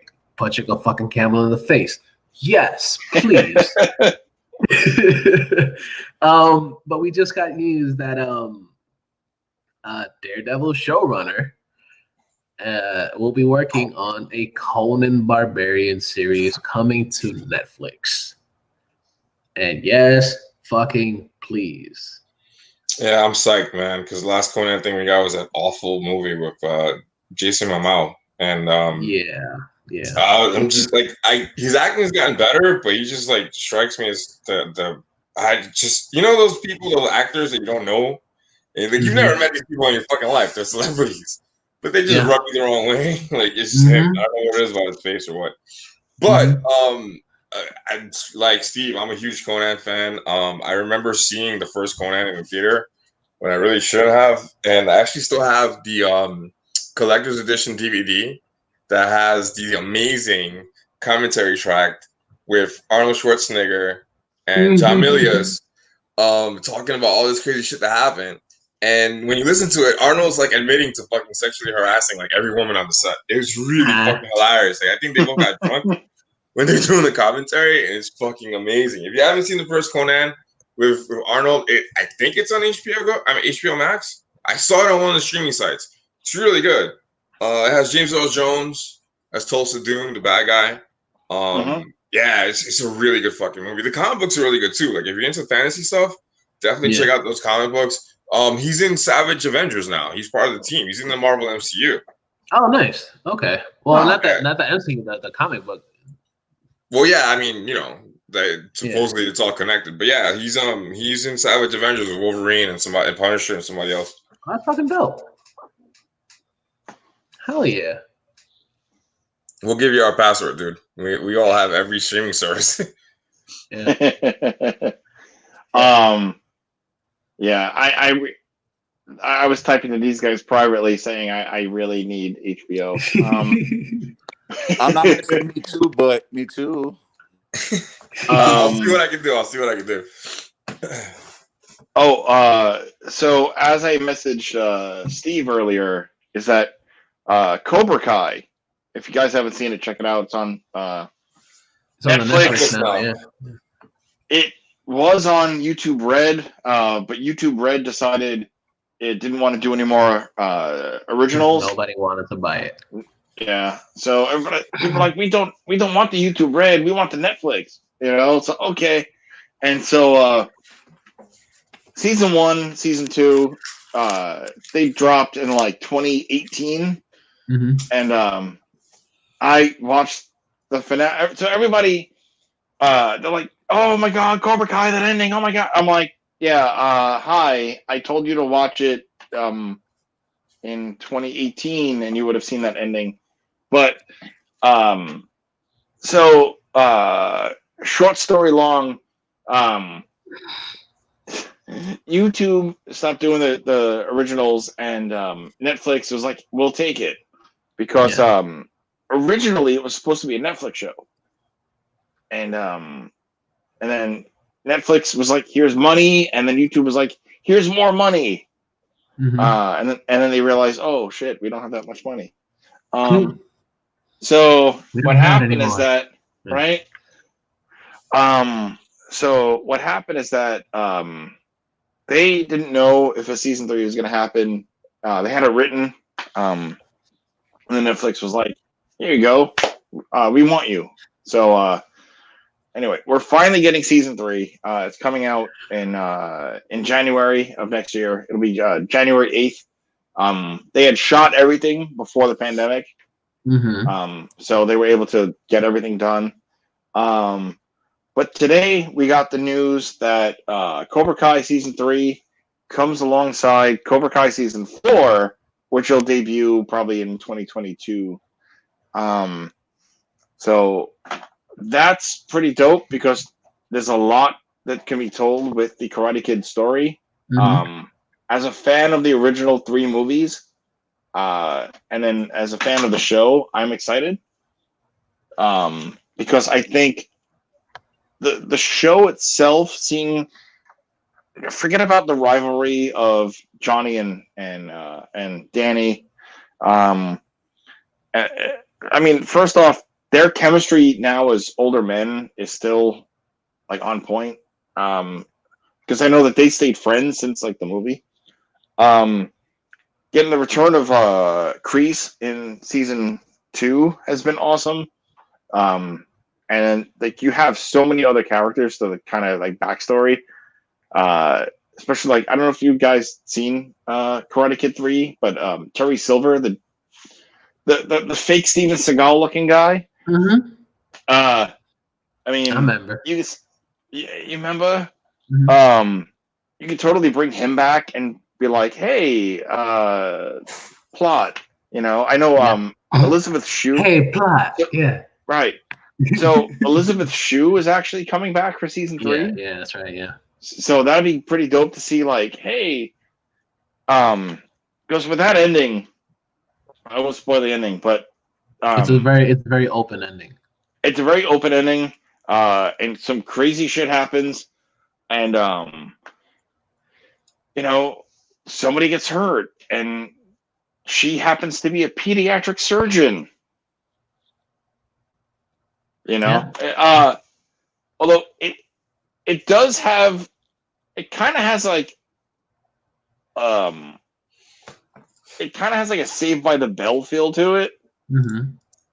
You know, not for like the Zach Morris's trash feel, Right. but like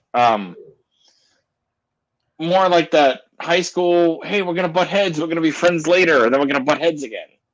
You know, so I'm excited that it actually is going to have a third season that's coming and a fourth season that can tell an even later story. So that's pretty dope. Oh yeah, you know? Yes. Especially because they and you misspelled Cobra. It's with the C. So because like season 2 brought back aside from Martin Cove as Kreese, it also brought back 3 original Cobra Kai members from Karate Kid. Oh, nice. That's awesome. Yeah, check it out. Yeah, it's I mean, I forget the actor's name off the top of my head, but the one that yelled out in Karate Kid, "Get him a body bag." Yeah, so he died in real life. So now they're gonna do the Tupac ghost in it. He was on like one episode of season 2, and they had like a whole like reunion thing, and then so I mean, I'll just spoil this, but like he dies on the show, and then like it was like a day later he died. I'm like, oh shit. Nice. Yeah, This but makes it super real, right? It's so real. But yeah, you should check out Cobra Kai. I honestly, I think it's really good. Nice. Okay. I still have it on my list to watch. Like, there's so much fucking things to watch right now. Well, now that it's on Netflix, yeah, you don't have to pay. You have to pay the YouTubes. Yeah, basically. And You speaking of not paying for shit. Yeah. Also, like, speaking of not really having to pay for shits, there are 2 things that came out two trailers that came out this week that I'm very excited for because I completely forgot to mention them before. We got the trailer for Borat 2, and that's coming to Amazon Prime, and that's fucking dope. That came out of nowhere though. That was like the whole came out of left field situation. Yeah, absolutely. Because that's what he does. Yeah. It's also coming out in like 2 weeks. And it's like that kind of explains that whole dressing up and going to that Trump rally. Because he kind of insulted Trump supporters, but they're dumb enough to think that he was cheering them on. And I mean, it makes complete sense. I have a love-hate relationship with the original movie. I mean, I saw it, I own it, but I also like it's. You're like, why do I own this? Why do I own this? Funny. Because it's funny as fuck. That's why. Yeah. Well, I mean, honestly, one of the best things of the original film is something that's not even in the film. It got cut. So if you go back and watch the deleted scenes, he's at a grocery store, and he's like talking like the deli manager, and he's looking at the whole like deli like counter. You know where they have like the pre-cut cold cuts. Mm-hmm. So they have a pre-cut aisle in the fridge of just cheese, and he's like, "What's this?" The guy's like, "Cheese," and this cheese, and this cheese for like 10 minutes. And it's great. I'm like, why do I like this? Because it's cheese. That's why. But I kind of want to watch part 2, and I'm like, fuck that guy. I don't know I if definitely you want to remember. watch it. I don't know if you remember. I remember when they had Ali G Resurrection, and one of the side things from that show was Borat. So you kind of figured that it could have been like, because remember that show was on FX, and I think it got canceled after a while. Yeah. So you figure that if Sacha Baron Cohen still had like some footage already set for like future episodes, he was like, why am I holding on to this? I can use this for Borat too. True. I mean, it's they filmed it during they filmed it this year. Like he went to Washington to where I was living at in Olympia, and he did that whole he did a song thing. Like they had a Proud Boy rally in Olympia, Washington, the town I was living in back then. And yeah, like he did a bunch of shit. Like it's fucking hilarious that he got away with this shit. And like pulled it off. Like it looks really good. Like honestly, watching the footage of Borat 2, I'm like, it feels more raw. Because Borat, right? The whole thing was like he came to America to find love or some shit. And now he's coming to bring his daughter. Yeah. I mean, it's fucking fantastic. I gotta know how many lawsuits come with this movie. Yeah, I was watching something on YouTube about that, and apparently he's still dealing with some of the shit that happened from the first Borat. You and I might have been watching, Renee. You and I must have been watching the same shit because I just watched that yesterday. The Watch Mojo thing when they were talking about it. Yes. Yeah. I knew he got sued, but I'm like, yo, like they came after him hard. It was like the driving instructor, the town that was supposed to be Kazakhstan for the whole incest thing, and the lady that was teaching him etiquette or whatever. The lady that was like telling him how to eat and do stuff at the table or something. Like she sued him too. Oh, that's and fun. Then like the guys in the fucking trailer, the frat boys, right? Yeah. Yeah, that movie it's really good. Yeah, the fat Proud Boys. Like I really hope that like the Pence thing like went down for real, because that looked really funny. He's like dressed up as Trump running around with his daughter. I got the girl. Yeah. That shit looks funny as fuck. I'm excited to see that shit. It's good. So what is that? October 23rd? Yeah, and then the other one that we're going to talk about is like the day before. Yeah. So the next thing that we're going to talk about, a remake of something that we've seen for the ages, like since we were children, since I was a children. I remember watching this constantly on fucking TV, and we actually spoke about this a few episodes back with Franny, and she was kind of upset about the fact that they're remaking this. But we're talking about The Witches. And it's coming out for fucking HBO Max this time, so you don't have to pay to watch it in theaters, but it's coming for HBO Max, and it'll be here on October 22nd. That looks good. And it looks fucking fun. Yeah. Anne Hathaway, I forgot the girl's name. She's an Oscar winner, dude. Octavia Spencer. Yeah, she's great. Chris Rock is one of the kids, the voice of the narrator, or whatever, and looks really good. What I didn't know was that. Yeah, Stanley Tucci's in it. I didn't know that this was based on I seen The Witches. It's on Disney Plus. It's a really good movie. I didn't realize that it was based on a book, and like reading up some stuff that came out today, the trailer. Ronald Dahl, like the guy who wrote it, didn't like the original movie from the 90s. I think 90s, right? From the 90s, because they changed the ending. Like there's a happier ending in that one. It's not true to the way the book ends. So I mean, I'm curious now. Like I'm definitely gonna see it. I love the cast looks great. The movie looks funny and really good. Yeah, it looks fucking great, dude. Like I saw the trailer and I was like, oh, this shit is fucking. It looks fucking good. I'm excited for it. Like I really want to see this. Like I was kind of skeptical about it because I wasn't expecting a remake.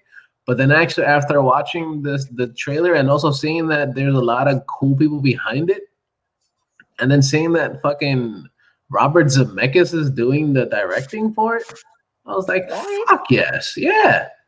Like I'm like, yo, shit. Del Toro worked on the script. Yeah. So that's a lot of heavy hitters. That's part of this whole thing, and I'm like, okay, it can't be shitty at all. So I want to see it. It could be shitty a little bit, but like I'm pretty sure it's gonna be some pretty good shit to see, pretty fun shit to watch. So I'm very, very excited for that. So yeah, that'll be out on HBO Max in a couple weeks. So you got that, and then you got Borat the next day. So yay! Is there anything else you guys want to add to this? Okay, cool. No. Nah, just watch Lovecraft Country. Try to track down Peninsula and check it out again. And be safe, guys. Word. If you live in New York, wear your fucking mask. I think it's not just if you live in New York. It's pretty much everywhere. Like, wear your fucking mask everywhere. Well, wear it in general, but like, holy shit! Like, wear the damn mask. It's not. Look, the best meme I saw was that if Shredder could wear his mask while fighting the Ninja Turtles, you could wear your mask for 5 minutes while you're in the store. That's good. That's great. I like it. Yeah. Yeah, so that pretty much wraps it up. So go check out InnerCityGeeks.net, where we got a whole bunch of shit sometimes. Of course, we got this show. We have It's Poppin'. We have Bright to J Presents. We have First Watch. We have Turntable. We have the Good Games. Comics con Sabor, Manga Time, Anime World. So much fucking shit. I don't even think I remember everything. The ICG PW Slamcast. Just everything that's in syndication. Yeah, pretty much. Everything that's pretty much in syndication other than us, pretty much. But yeah, dude, so much shit on there. Go check it out. There's a lot of shit, like I said. It's fun shit. So go check it out. It's stuff that's been around since fucking 8 years ago. So go do that. You can go back and you can read the very first article that I actually decided to do. Yeah. You can read the first webcomic. And the first webcomic too. Yeah. The first thing that I ever did for the website was actually my review of 21 Jump Street, the remake. Oh wow. Yeah. So God, that movie's that old? Yeah, that movie's that old. Yep. I saw it in theaters. Yeah, I saw it in theaters too. Yeah. But ass and titties. Pretty much, yep.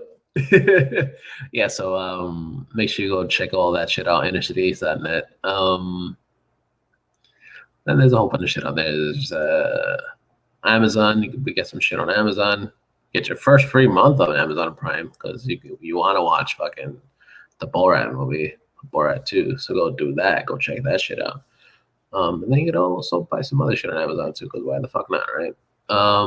Then we also got links to So Sick Clothing Company, which is some cool shirts and shit at a pretty decently discounted price, which is like a good 15% off with code InnerCityGeeks at checkout. Then we got some shit from some CBD shit from CBDMD. Go get that. Then we got some beard oils from Beard Octane. You just type in ICG tip for 10% off of there too. So go do all that shit. Then you can listen to the show on Stitcher Radio, on Google Podcast, on SoundCloud, and on motherfucking Spotify. Then you can find this show on the social medias. You can find us on the Facey Space or facyspace.com/InnerCityGeeks, on the Twitter at InnerCityGeeks, on Instagram at InnerCityGeeks. And where can we find you guys? Renee, where can we find you? You can find me in I'm DarthBX, DarthBX, one word, Darth Bronx on Instagram and Twitter. Although I'm not on really on the Twitter for like another week. I am taking care of the ICG Twitter this week. So if I added you, I'm gonna follow you. Or if I haven't, I'll do it eventually. Thank you guys so much for checking us out. Yeah. Sweet. Brian, where can we find you? First off, I was going to say you can find Renee on Twitter jail. So you can find me sitting in my new nerd cave. Yay, cave! Yay! I am Bright2J on Instagram. Bright2J Presents. If you want to follow the channel, Bright2J Presents on the YouTubes. Please like, share, comment, subscribe. New content coming soon. But thank you guys for being patient. As you know, moving is not fun. Yeah, definitely. But I do have stuff happening. I got a blog in the works that I started about a week ago, just to sum up my 2020. And that'll be on bright2jpresents.com somewhere in the near future. Sweet. So stay tuned. Nice. Alex, double guns.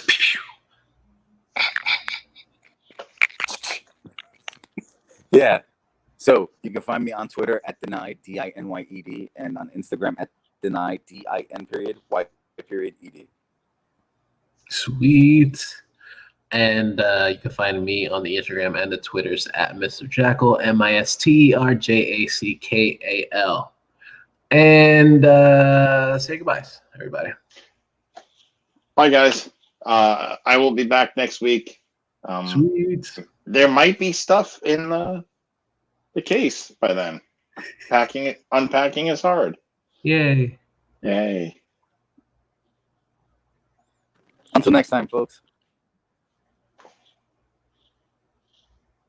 Renee, did you say bye?